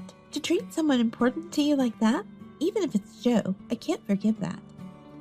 Martina's face was stern as she confronted me, making me instinctively step back. Sophia, let's teach Joe a lesson. Huh? I can't stand men who belittle women, especially when it's Wilbert's dear mother. If a man can't cherish a woman, he's not worth being a man. But how do we teach him a lesson? There's only one answer to that. You're not suggesting... Sophia, you haven't forgotten the ways of the night, have you? Wait, what are you planning to do? We're going to show him the pain. Let him feel what it's like to be belittled as a woman. Martina's laugh was sinister, almost terrifying. Come on, we can't just sit around. We need to hurry and get ready. Sophia, Wilbert, let's go. With those words, Martina led us in a taxi to the club managed by Wilbert. Upon arrival, several staff members greeted us at the entrance. We were escorted to a backstage area, surrounded by makeup artists, coordinators, and the club's exclusive staff. I've gathered my personal staff, so you're in good hands. Let's let you get back to your glamorous self, Sophia. Wait, Martina, what are you saying? We're going to show Joe just how incredible you are. Martina was full of enthusiasm, seemingly enjoying herself, which I found reassuring. Everything's set on my end, Martina. I've contacted the people you asked for. Great work, Wilbert. Let's hurry with the makeup and changing. At Martina's signal, I was swiftly transformed with a dress change and makeup application. Wearing a dress after such a long time, along with hair and makeup, felt rejuvenating. The corset straightened my posture naturally. Sophia, are you ready? Yes, of course. I lifted my face with determination, ready to step into the battleground that the club would become. Excuse me, sir. We have a special event tonight. Would you like to join our number one for a drink free of charge? The server's offer, especially mentioning no charge, brightened Joe's face. For Joe, there was no reason to refuse. Sure, that's fine. Introduce her to me. Certainly. Martina, please come over. As the server called her, Martina approached Joe first. With her makeup and flashy dress, Joe didn't seem to recognize her as Wilbert's wife. Nice to meet you. I'm Martina. Pleasure to serve you. Martina, huh? Nice to meet you, Joe said, placing his hand on Martina's shoulder. Watching from the back room, I felt a sense of discomfort at his behavior, resolving to apologize to Wilbert later. After some enjoyable conversation and laughter, it was finally my turn to approach Joe's table. Mr. Joe, we have a new lady here tonight. Would you like to meet her? Sure. I'd do anything you ask. Thank you so much. Please go ahead. When Martina signaled the staff, I walked towards Joe's table. Here's our new girl, Sophia. Nice to meet you. I'm Sophia. Pardon my intrusion. Wow, Sophia. Quite beautiful.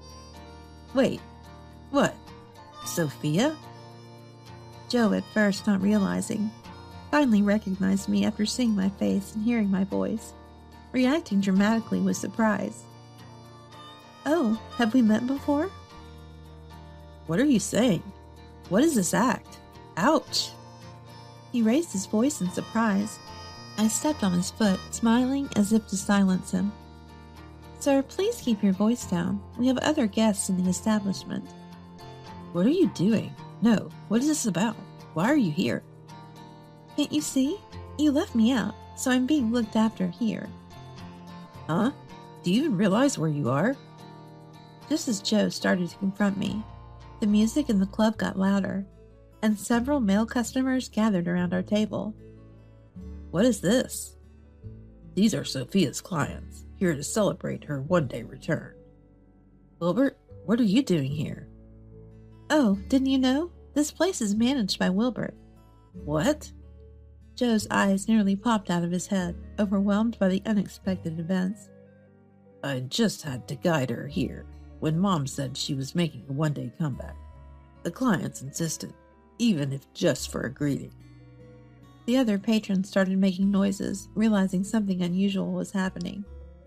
Hey, isn't that Martina, the #1 bottle girl?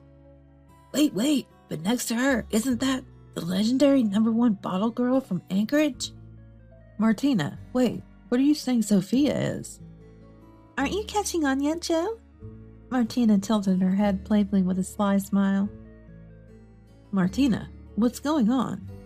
I'm the #1 bottle girl here, and... Martina gestured towards me, smiling brightly.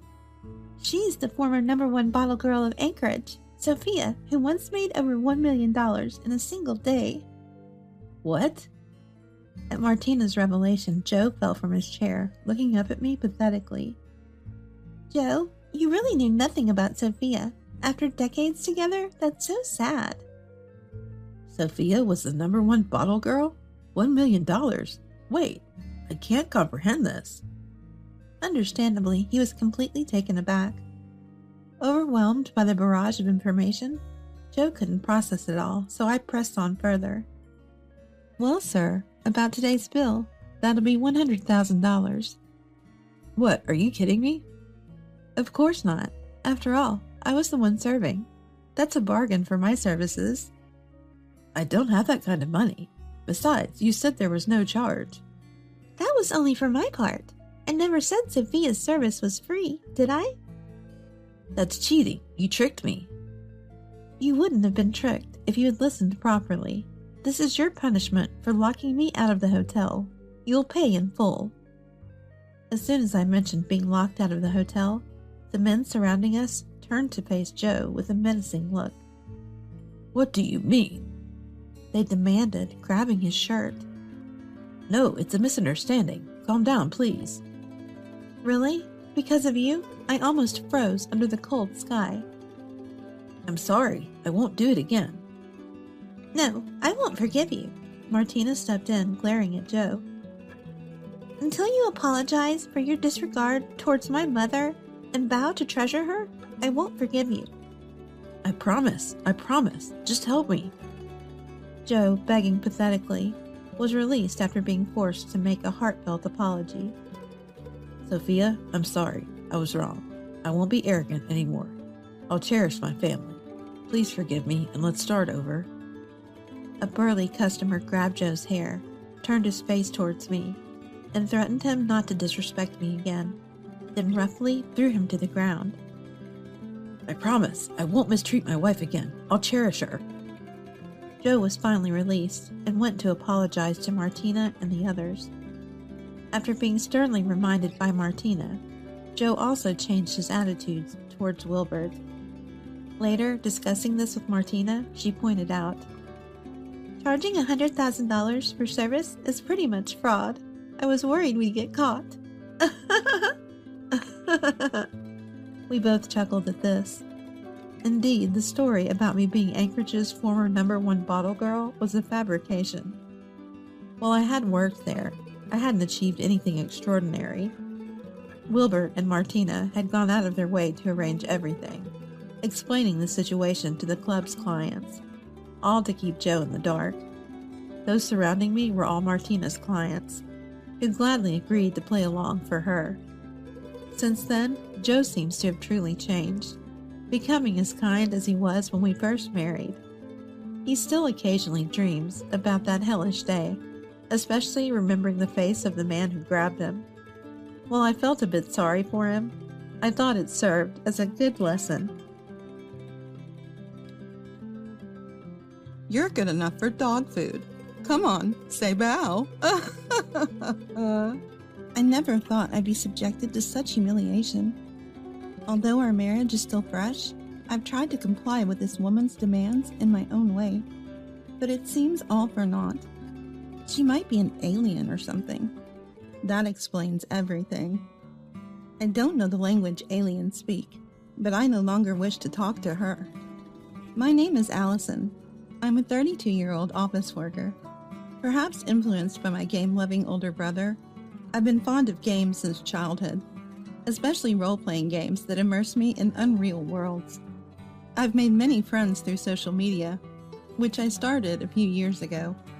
One of them is my husband, Carmine. We both liked the same game and shared favorite characters and spells. When a new game came out, we'd go buy it together. After years of such companionship, we became conscious of each other and decided to get married. Carmine's parents are Stanley, who is often away on solo assignments, and Bianca, a housewife. Stanley, due to his busy work, comes home only a few times a year. Carmine's grandmother, Stanley's mother, also lives with them but has been suffering from Alzheimer's for a few years now, and recently, her hearing has declined, making conversation difficult. Grandma got forgetful all of a sudden when Dad went on his solo assignments. It must have been quite a shock, he said.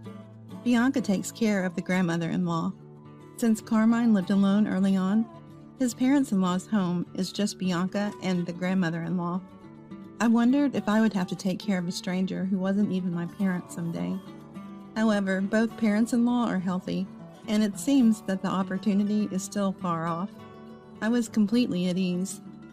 Until that one phone call. One day, it was my day off, and after finishing all the housework I had accumulated, I was playing my favorite game. Then, an unfamiliar sound rang out in my room. What's that sound again? Oh, a ringtone. I rarely get calls, so I forgot my own ringtone. Seeing the displayed name, I tensed up a bit. A call from Bianca? It was the first time I got a call from my mother-in-law, Bianca. And though nervous, I thought something might have happened, so I hurriedly answered. Hello? You're late. It's common sense for a working adult to answer promptly when a superior calls. The sudden sarcasm made me instinctively want to hang up, but I refrained. Sorry, I'll be careful. So what can I do for you today? As if. You're free on your days off, right? Playing with that incomprehensible toy? Do some work. Fulfill your duties as Carmine's wife. Told to visit the parents-in-law's home on my next day off, Bianca hung up. After the call, I was in a daze for a while. Why must I be subjected to sarcasm from a call I rarely get? I thought about ignoring it, but she is Carmine's mother, after all. Maybe I'll just listen to what she has to say. I decided to think that way. Of course, I reported to Carmine that night. I'm really sorry.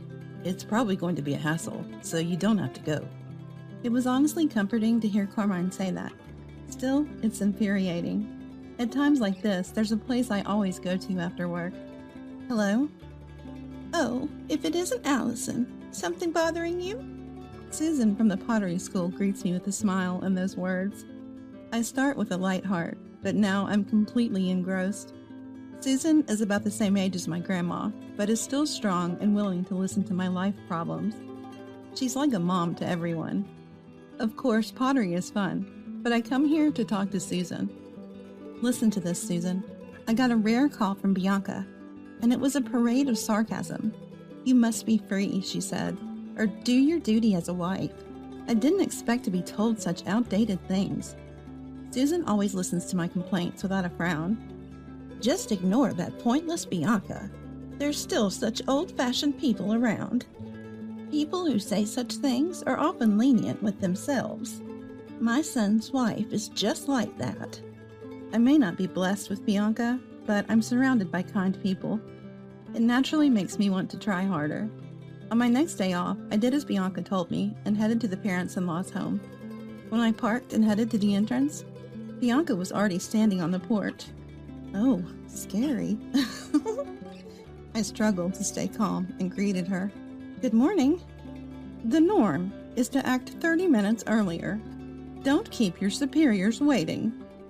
She said that, and though I had just arrived, I already wanted to leave.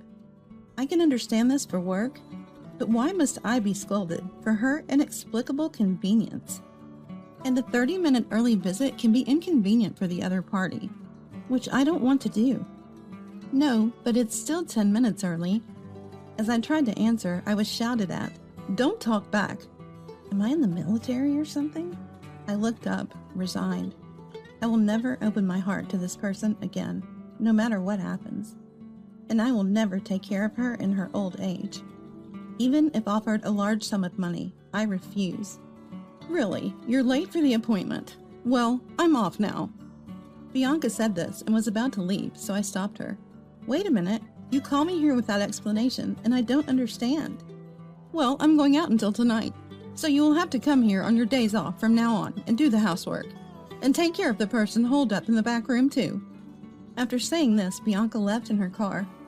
I've never met someone so hard to communicate with. She seemed kind when I met her with Stanley and Carmine, but that wasn't the case at all. I thought about going back without doing anything to avoid being scolded again. But more than that, I hadn't met my grandmother-in-law yet. Bianca had told grandmother-in-law, but since she didn't understand, she decided on her own that I didn't need to attend the family wedding. By the way, we only had a simple meal and didn't have a wedding ceremony. Later, Carmine and I were supposed to greet her together, but our days off didn't match, and embarrassingly, we never made it. Excuse me. As I opened the entrance door, a shocking scene unfolded. Too dirty.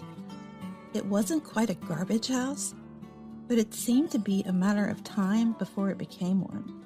The room was overflowing with things, and a mountain of laundry, washed or not, spread across the floor, and the kitchen sink was full of dishes. Dust had accumulated in the corners of the room, and it was visibly appalling. The last time I came, the room was clean and tidy. What on earth happened? This is too terrible. As I was thinking this, I heard noises from the back room. Ah, grandmother-in-law. Thinking I should greet grandmother-in-law, I went to the room. Excuse me? Oh, since the day Bianca called me, I've been going to the parents-in-law's home as told. I've come to understand that Bianca probably spends every day out and returns home late at night. She doesn't seem to take care of the house or grandmother-in-law at all, and while she arrogantly tells me to do my wife's duties, it's clear that Bianca isn't fulfilling any herself. Maybe she got carried away because I obediently listened. I'm relieved that Carmine, who always plays with toys, finally brought home a wife. But after all, a wife is a stranger. I guess you're a free housekeeper. I was loudly told that once. In this day and age, harassing a son's wife is just unacceptable. Of course, I reported all of Bianca's actions to Carmine, who kept apologizing every time he heard about them. You don't have to go to that house anymore. That's what Carmine told me.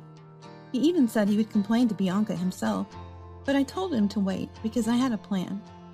I continued to visit the parents-in-law's home because I was worried about grandmother-in-law. When Carmine saw that grandmother-in-law and I got along well, he was very pleased.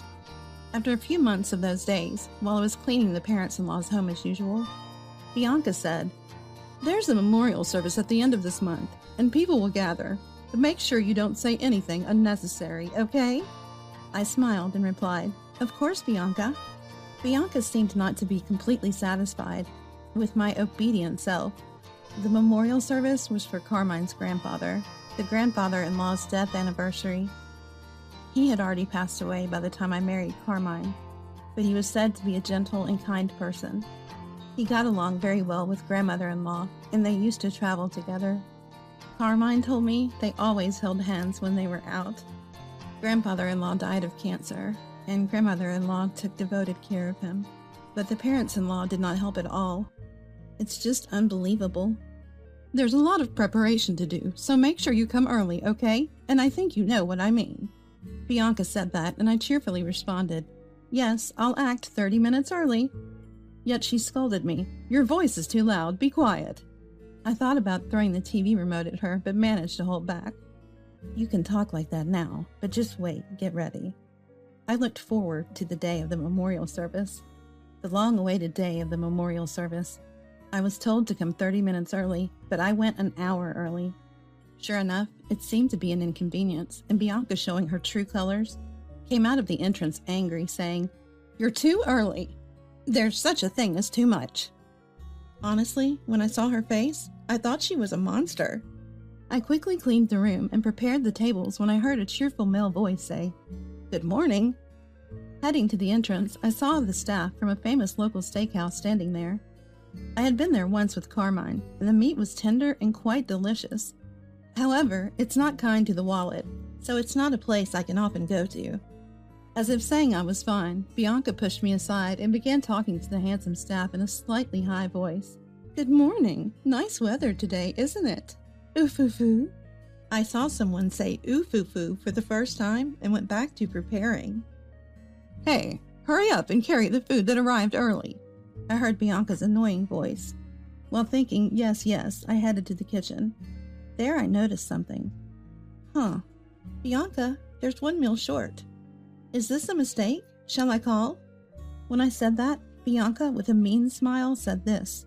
"It's not a mistake. I never prepared a portion for you." I was stunned, never expecting to be treated like this. "After all, today people are gathering, and you, my son's wife, won't have time to eat. How shameless." Feeling like I had been called a greedy person, I finally felt indignant. Maybe because I didn't talk back, she felt good and said, "A housekeeper like you is good enough for dog food. Come on, say bow." Then she put the dog food left over from the dog they used to have in the parents-in-law's home in front of me. At that humiliating act, I couldn't help but laugh. I would never understand this woman, not in a lifetime, because she must be an alien or something. I have no intention of talking to someone with whom I can't communicate. Thinking that, I shouted at Bianca in a language I didn't know, pretending to speak alien. And for a moment, Bianca's face showed a hint of fear at my sudden behavior. "What? Are you out of your mind? Are you mocking me?" "Yes, I guess so. I've been putting up with it for quite some time now. I don't like living in a house with someone as nasty as you. I don't know what you're upset about, but will you be satisfied if we get a divorce?" I won't allow a divorce. Then I'd have to hire another housekeeper. That would be a waste of money. With that, Bianca came at me, trying to grab me.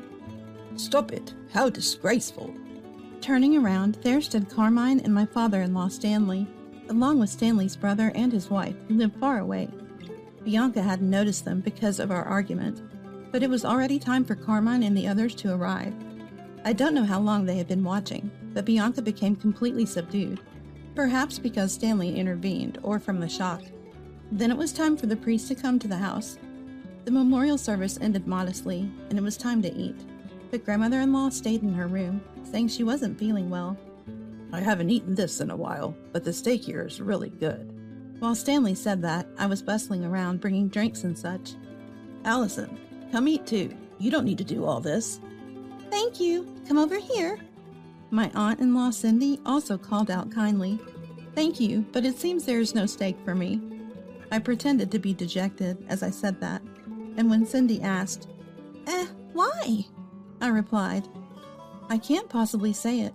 Please ask Bianca." Cindy glared at Bianca, who might have been frightened by her gaze, and started saying something ridiculous. "Oh, I ordered the wrong number of steaks. I told Allison to eat my portion, but she declined, saying she was fine. I'm so lucky to have such a nice woman marry into the family." Bianca was sweating profusely, and her eyes were darting around. "Is that so?" Cindy looked at me worriedly. "Yes, that's right." Behind Cindy, I could see Bianca's face completely at ease. That face was so comical, I struggled to keep from laughing. Bianca is always so kind. She points out when I'm lacking social manners. Today, instead of steak, she prepared this for me. I said that and brought out the dog food Bianca had handed me from the kitchen. Bianca turned pale at my unexpected action. "What's going on? What have you done to my precious wife?" Carmine asked, but Bianca remained silent. In the quiet room, Stanley spoke up. "Well, you know, when in Rome, do as the Romans do, right? Allison is married now, so..." Stanley started joking, and Carmine looked like he was about to grab him. Thinking it better to avoid an assault charge, I decided to call my ace in the hole. "Susan?" Everyone was surprised by my loud call. Then, from the back room, a cheerful voice replied, "Yes?" Out came Susan, grandmother-in-law. It turns out she's the Susan from pottery school. The day Bianca first called me over, we were both shocked to see each other. Never imagining that the grandmother-in-law would be Susan, we finished the housework at the parents-in-law's home together, laughing. The parents-in-law's home is a two-family house, and Susan's living space was very tidy. It was obvious that she wasn't sick, but Bianca never suspected. Since Bianca returned home late at night, we went out to eat and for walks. I enjoyed the time spent with my beloved Susan, which is why I was happy to visit the parents-in-law's home. Susan had made me promise not to tell the in-laws about our relationship. I was angry at Bianca's unreasonable words, but knowing it would end someday, I could bear it. Susan didn't attend the memorial service because she didn't want to see the parents-in-law's faces. Susan always prayed for grandfather-in-law's happiness after his death. Why? Mom, don't you have Alzheimer's? Stanley asked, puzzled. That's just something this woman misunderstood on her own. With that, Bianca, who had been shrinking herself, was glared at. I wanted to live alone with my husband, but right after getting married, you started living with us for the sake of he's your son, and you and your husband indulged in luxury with the money saved from rent. Susan said this, and Stanley looked uncomfortable. I thought I'd be free when your transfer was decided, but then this woman said she would stay here, and it was the worst. I couldn't even talk about kicking her out because you were never home. And I pretended to be hard of hearing because I didn't want to talk to you. And then you just assumed I had Alzheimer's. It's laughable. Bianca's face turned bright red. What I couldn't forgive the most was being treated as absent from the grandchildren's celebrations. Well, I was very happy when I found out Allison, whom I'd get along with, was the spouse of my grandchildren. Susan said that and smiled at me. Bianca, not finding this amusing, suddenly started. I'm sorry. Allison was always so cold to me. I was frustrated, and that's why I did such a prank today. I truly regret it. But if Allison had been kinder from the start, then I wouldn't have been too... I had no intention of playing along with such a charade. All the precious words you've given me up until now, Bianca, I thought I'd listen to them at home, too. I said that and pulled out a voice recorder I had hidden in my pocket. With each playback, Bianca's face grew paler, and the faces around us grew more severe. Susan and I had planned to expose everything on this day when the relatives gathered, regardless of the steak incident.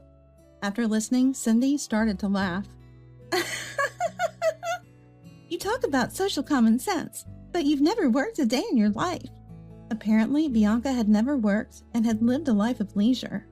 After the children grew up, Bianca began to go out more, causing constant arguments with Stanley. Stanley himself was apparently a habitual adulterer who returned home late every night, participating in school events for the sake of public image, but otherwise maintaining a fake relationship, as I had heard from Carmine. Carmine also hated it and left home as soon as he graduated from high school. That's why, pack your bags and leave right now. This is the precious home of my deceased husband and me. I will never allow you to return, and you too. Susan said this and glared at Stanley. You have another woman out there, don't you? Do as you please, trash son. I'm cutting ties with you. Stanley left the house as if fleeing, perhaps hit too close to home. And Carmine, I know you're busy with work, but come and visit once in a while. I understand if you don't want to, given such foolish parents. Susan said this to Carmine with a slightly sad look. Then we're heading home. As Carmine and I left the house, Bianca, looking furious, chased after me. Wait, clear up this misunderstanding. If I'm thrown out of here, I'll be in trouble. I thought if that was the case, she shouldn't have harassed me to begin with, but it's too late for her words now. I don't understand. Why don't you work? You seem to have a great understanding of how to be a respectful member of society, I said sarcastically and got into the car. She was shouting something outside, but I didn't care. She might as well regret the life she's led as she pleases. As for the former parents-in-law, after being kicked out of the parents-in-law's home, Bianca showed up at Stanley's place where he was working alone. But as Susan predicted, Stanley was already living with his mistress, and Bianca was quickly discarded. Furthermore, it turned out that Bianca had also been having an affair, and even worse, with a married man, and she was sued for damages by his wife. Since both our former parents-in-law had been unfaithful, the damages were sort of offset, but Bianca would likely continue to pay the mistress's husband. Stanley might lessen his burden if he sought damages from his mistress, but to me, they are strangers, and it doesn't matter anymore. They were a match in a way, despite the fake relationship I had heard about. Carmine has no lingering feelings for his former parents and intends never to see them again. I feel the same. As for us, we've decided to live in the parents-in-law's home where Susan lives. The house, once full of unpleasant memories, was transformed as we disposed of all the furniture Bianca had collected and made significant changes to the interior, making it feel like a completely different home. Susan is surprisingly energetic for her age, but I'm more than willing to take care of her if she ever needs it. Furthermore, next year our family will be growing. I'm looking forward to living a happy life with my beloved family from now on. You're saying you can't go on the trip I planned. If you don't come, you're no longer family. It's common sense since you married my son, isn't it? That's what Effie, my mother-in-law, said to me, seeking agreement from Cody. I stopped Cody, who seemed like he wanted to say something, and agreed to her proposal. Goodness, marrying someone so naive to the world is such a hassle. As long as you understand, if you don't come, it's divorce. I'll re-educate you from now on.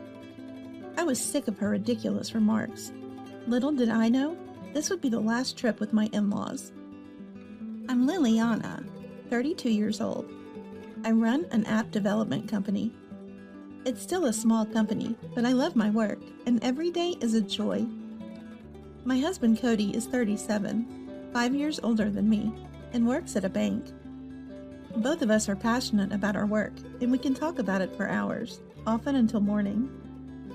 Cody is very understanding of my work, and we share household chores. We love our work so much that even after 4 years of marriage, we don't have kids. But we both like children and hope to have them someday. My family runs an auto parts factory. Founded by my dad, it's now run by my brother. Thanks to them, I had the freedom to pursue my dream of starting my app company. Even though our industries differ, I often consult with my brother and dad, who are also business owners. They are always supportive, making my family a huge pillar in my life. Cody's family runs a small factory. Being an only child, Cody was expected to take over, but he refused and chose baking instead. There were good reasons for this decision. Firstly, the factory wasn't doing well, and father-in-law, Andy, was actually considering closing the company with his generation. Honestly, running a small factory is tough nowadays. As a child, Cody often heard Andy talking with bank employees over the phone. Once, he met a very kind and cool banker during a visit to the factory, and started accompanying Andy to the bank for meetings just to meet him. Eventually, Cody aspired to be a banker, studied hard, and now works at a major bank. He studied hard for that dream and eventually joined a major bank where he is now. Our marriage seems fine on the surface, but it's actually not going well. Effie doesn't think highly of my job. Since I can work remotely, there are days I work from home. She sees it as a frivolous job and doesn't understand it at all. I get it. For an older generation like our parents, my job is hard to grasp. It's not a physically demanding job, but it's still work, and it can be exhausting. I always adjust my work schedule around the in-laws' plans, so I never inconvenience them. I don't insist on them understanding, but it's frustrating when they think remote work is easy just because I have a flexible schedule. There are other things Effie disapproves of about us. We built our house when we got married, located about halfway between our parents' homes. Despite taking different routes, it takes less than 30 minutes to reach either house. As a dual-income couple, we manage our spending and savings separately. We value our independence and privacy, even as a couple. We contribute a fixed amount for living expenses every month, save the rest for the house, and manage our own money otherwise. Effie disapproves of this lifestyle too. She thinks it's wrong for a couple to talk about privacy. According to her, It's odd for family members to have secrets, and she doesn't consider them a true family. I think because Effie doesn't like me, she finds fault in everything I do. She adores her son Cody, so I'm just a nuisance to her. Every time we meet, she makes snide remarks about us not having children yet. It's something I'm sensitive about, and I'd rather not be reminded. Childbearing is a delicate topic, and usually it's polite to avoid it, but Effie brings it up every time, so I've started to avoid her. To not worry Cody, I've been staying late at work on purpose to avoid meeting her. Effie has done many other surprising things, but there was one incident I couldn't forgive. It happened on the day of my best friend's wedding. After her wedding, my friend was moving abroad. We wouldn't be able to meet as often since we both work. I was really looking forward to celebrating her big day. However, a week before the wedding, Andy came to me with a request. He had an important business reception and wanted me there. I naturally refused. The only thing more important than my friend's wedding would be a parent on their deathbed. That night, something unexpected happened. When I got home from work, my in-laws were at our house. As soon as she saw me, Effie confronted me angrily. Liliana, what are you thinking? Refusing Andy's request is outrageous. You're my son's wife. It's only natural to prioritize family obligations. Your refusal is unacceptable. You need to rethink your priorities. She yelled at me. Cody was there too, but he said nothing. After asking, I found out the reception was critical for the future of the company. But to me, my best friend's wedding was just as important. I told Effie that. I understand what you both are saying, but my best friend's wedding is an important event for me, and I don't want to miss it. Besides, I'm not even an employee of Andy's company. As I said this, even Cody chimed in. Can't you make an exception this time? This is really about the survival of the company. I'm going too, and it's a family effort. We can make it up to you for missing the wedding. It's a family crisis. Can't you help us? I was shocked. I never thought Cody would say such a thing. He knew how much I was looking forward to the wedding. Then, Andy spoke. I understand Liliana's point, but this time we really need your help. The atmosphere made it hard for me to refuse. It wasn't just any reception. In the end, I reluctantly agreed to skip my best friend's wedding. I told my friend the truth and explained why I couldn't come. Given that I had previously talked to my best friend about my family situation, she understood my predicament. In fact, she was more concerned about me. I'm fortunate to have such a kind friend. I felt guilty for missing her big day, but once the decision was made, I had to focus on making the reception a success. On the day of the event, Cody and I arrived at the venue early and tried to contact Effie. However, for some reason, Effie didn't answer her phone. As I worried about what to do, the in-laws finally arrived at the venue just 10 minutes before it was set to start. To my surprise, they were in a disheveled state, with messy hair and their suits and shirts all wrinkled. I was shocked and asked Effie, "What happened? What's with your shirt? Today is an important reception, right?" She awkwardly responded, I just overslept, Liliana. Make sure you're not rude. I was so close to snapping back with, "I don't want to hear that from you," but somehow I managed to hold back. I really want to give myself credit for keeping my composure. During the reception, Effie, not knowing how to converse properly, made a series of rude comments to our guests. It seemed she meant them as jokes, but their strained smiles made it clear they weren't received well. As expected, we didn't secure the contract, and the reception ended without success. I thought to myself that it was to be expected. If I had known it would be like this, I would have preferred to go to my best friend's wedding. I was infuriated at being dragged into such a disastrous reception, ruining my plans and causing issues with the in-laws. To my dismay, they didn't acknowledge any wrongdoing. According to them, after such a lavish reception with no contract, it's almost like dealing with con artists. Good thing we didn't make a deal with such strange people. I was speechless with astonishment. How can they be so blissfully unaware? After this incident, I became even more uncomfortable with my in-laws and started avoiding them. But unfortunately, there's something I can't avoid. Cody's family has a tradition of going on a family trip every year since his childhood, and it has continued even after we got married. Since our marriage, I've been expected to join these trips, but I'm always stuck with the chores and driving. Arranging hotels, booking meals, researching tourist spots, all these tedious tasks are my responsibility. And if I dare to voice my opinion, I'm immediately shut down with a, "Don't overstep." Even when we visit tourist spots, I'm often left to stay in the room, never getting to visit places I like. Honestly, I dread these annual family trips and always hope I might fall ill on the day. Now, this year's trip season has arrived. Despite their claims of being financially tight, my in-laws insist on a lavish trip. As usual, I was tasked with finding the hotel.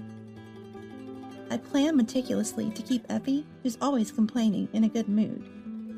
Since I'm the only one who doesn't drink, I'm the default driver, but I don't mind as it spares me from their conversations. However, a crisis occurred. Just before the trip, I received news that my mom had collapsed and was in critical condition. In such a situation, going on a trip, even a short one, was out of the question. I lost my composure, thinking I needed to see my mom as soon as possible. It was the day before the trip, so I decided to cancel and started preparing to go to the hospital.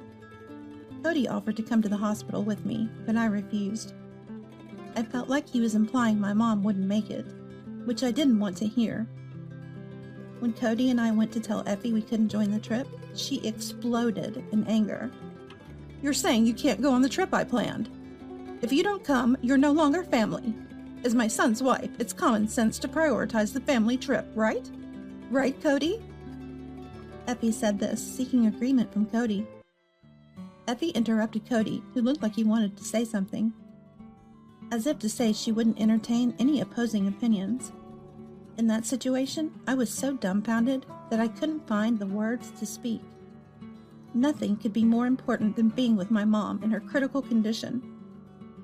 Just as I was about to respond, my brother called. It seems Mom's condition is serious, but a bit stable. I expressed my desire to rush to her, but he said visiting isn't possible right now due to a contagious disease outbreak. He mentioned that if she recovers, we could arrange a short visit later, so there was no point in coming immediately. Hearing this, I hesitated about what to do. Noticing my indecision, my brother asked what was wrong. I honestly explained the situation about the trip and my current dilemma. My brother, a bit angry, made a good suggestion. I hadn't thought of it in my distress, but the trip destination was near my parents' home. He assured me that I could quickly get to my family's house from the hotel if needed, and there shouldn't be any problem. Indeed, that's true. If I can't visit the hospital, staying at home or at the hotel doesn't make much difference. Accepting my brother's suggestion, I told Effie. "All right, I'll go on the trip." Effie responded, "Goodness! If you had said that from the start, I wouldn't have had to get angry. It's hard to marry someone so naive. As long as you understand, if you don't come, it's divorce. Honestly, I'll have to re-educate you from now on." Cody looked surprised, but we agreed to go on the condition that I could leave for the hospital if needed. Effie remarked, "It would be trouble if our driver suddenly disappeared, right? Oh good, you're part of this family now, so our needs come first. Remember your role as my son's wife. This is a major event. The family trip should be your top priority." Her triumphant attitude and obvious excitement really irked me. But to avoid further trouble, I decided to endure it. On the day of the trip, I was so worried about Mom that I couldn't put down my phone. Yet Effie was drinking beer from the morning. The back seat of my car, which I was driving, turned into a party scene. I was surprised to see Cody joining in the drinking. However, this was a trip for which everyone had rearranged their schedules, I told myself that it would be nice if everyone could enjoy the trip, since we had all made the effort to come. During the trip, Effie's whims were relentless. Demands to stop for the bathroom immediately, or to go to the grocery store for more alcohol. I felt like a servant, but I was prepared to endure such things. That's when my mobile phone rang. It was a call from my brother, thankfully informing me that Mom had survived. Her condition had stabilized and she had regained consciousness. The diagnosis was subarachnoid hemorrhage. However, I couldn't be completely at ease yet. There were concerns about potential after effects. It was reassuring to have my brother keeping me updated as I was feeling anxious. When I shared the news of Mom's recovery with my in-laws, Effie commented, "If she's better, there's no need to bother us with such news. You're making a big deal out of nothing." And then Andy added, "Exactly. No need to spoil our trip with such grim news. We're supposed to be enjoying ourselves." I was disgusted that Andy shared Effie's view and didn't want to think of these people as my family. During the trip, they made a ruckus in the hotel, drinking and partying, which was truly embarrassing. This incident deepened my distrust of my in-laws. Thankfully, Mom's condition remained stable, and there was no need to rush to the hospital, allowing us to complete the trip and return home. I was relieved. While I was sorting out the laundry, Effie came to our house. Wondering what it could be this time, she said, "You have a dryer at your house, right? We don't have one, so let me use it," and showed up with loads of laundry. I was exasperated and replied, "There's a laundromat with dryers. I have a laundry of my own, and I'm using it right now, so it's not possible."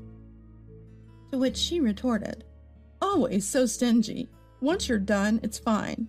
I'll come to pick it up tomorrow. Leave it finished by then," and attempted to leave her laundry in our washroom. Cody stepped in. "Go to a laundromat. Liliana is tired, and she has to work tomorrow. It's not possible." Effie got angry, feeling her son was defending me. She left in a hurry, spewing insults and slamming the door, leaving the laundry behind. In hindsight, if things had been different that day, maybe the course of events would have changed. Later, Effie returned and said, "During the trip, I realized something, Liliana. You lack the awareness of being married to Cody. We might face similar situations in the future. Since we couldn't discuss it, I've decided that Liliana should make a decision." She put a family contract and divorce papers on the table. I was speechless. What even is a family contract? It was ridiculous and confirmed my belief that she can't have a normal conversation. The saving grace was Cody's reaction. He said, "I have something to say. If you keep imposing your biased views on us, I'll cut ties. I can't deal with this anymore. What do you think Liliana is? She's not your servant or housekeeper. You're the one who's mistaken about your position." Effie was stunned. Until now, Cody had hardly ever opposed anything. It wasn't because he agreed with Effie's ideas, but rather he kept quiet to avoid the hassle.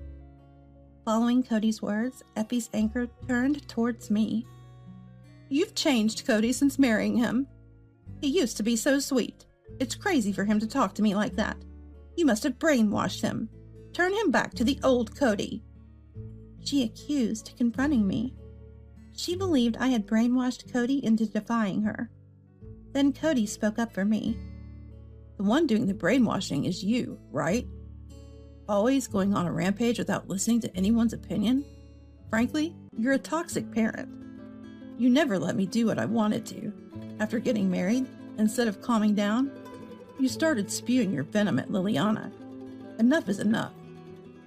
I'm not going to divorce, and if you have a problem, you should stay out of our lives," Cody said. Hearing this, Effie turned to Andy, who was with her, and burst into tears. Andy responded, "If that's what Cody thinks, then fine. We'll cut ties. Do whatever you want," and stormed out. I was surprised but happy that Cody stood up for us like that. Feeling frustrated, I told my brother about this. He became furious. Saying he couldn't stay silent if they were acting this way, he decided to take action. It led to a tragedy in the in-laws family. Turns out my brother's company was a client of my in-laws' company. We had kept our family's company name a secret to avoid creating a power imbalance. The in-laws had no idea they were dealing with my family's company. But with things as they were, we couldn't continue like this. Though I had been patient, avoiding mixing business and personal matters, it had reached its limit. My brother had been having issues with them not meeting deadlines. You can't cherish those who don't cherish you. I discussed it with Cody before talking to the in-laws, and he agreed.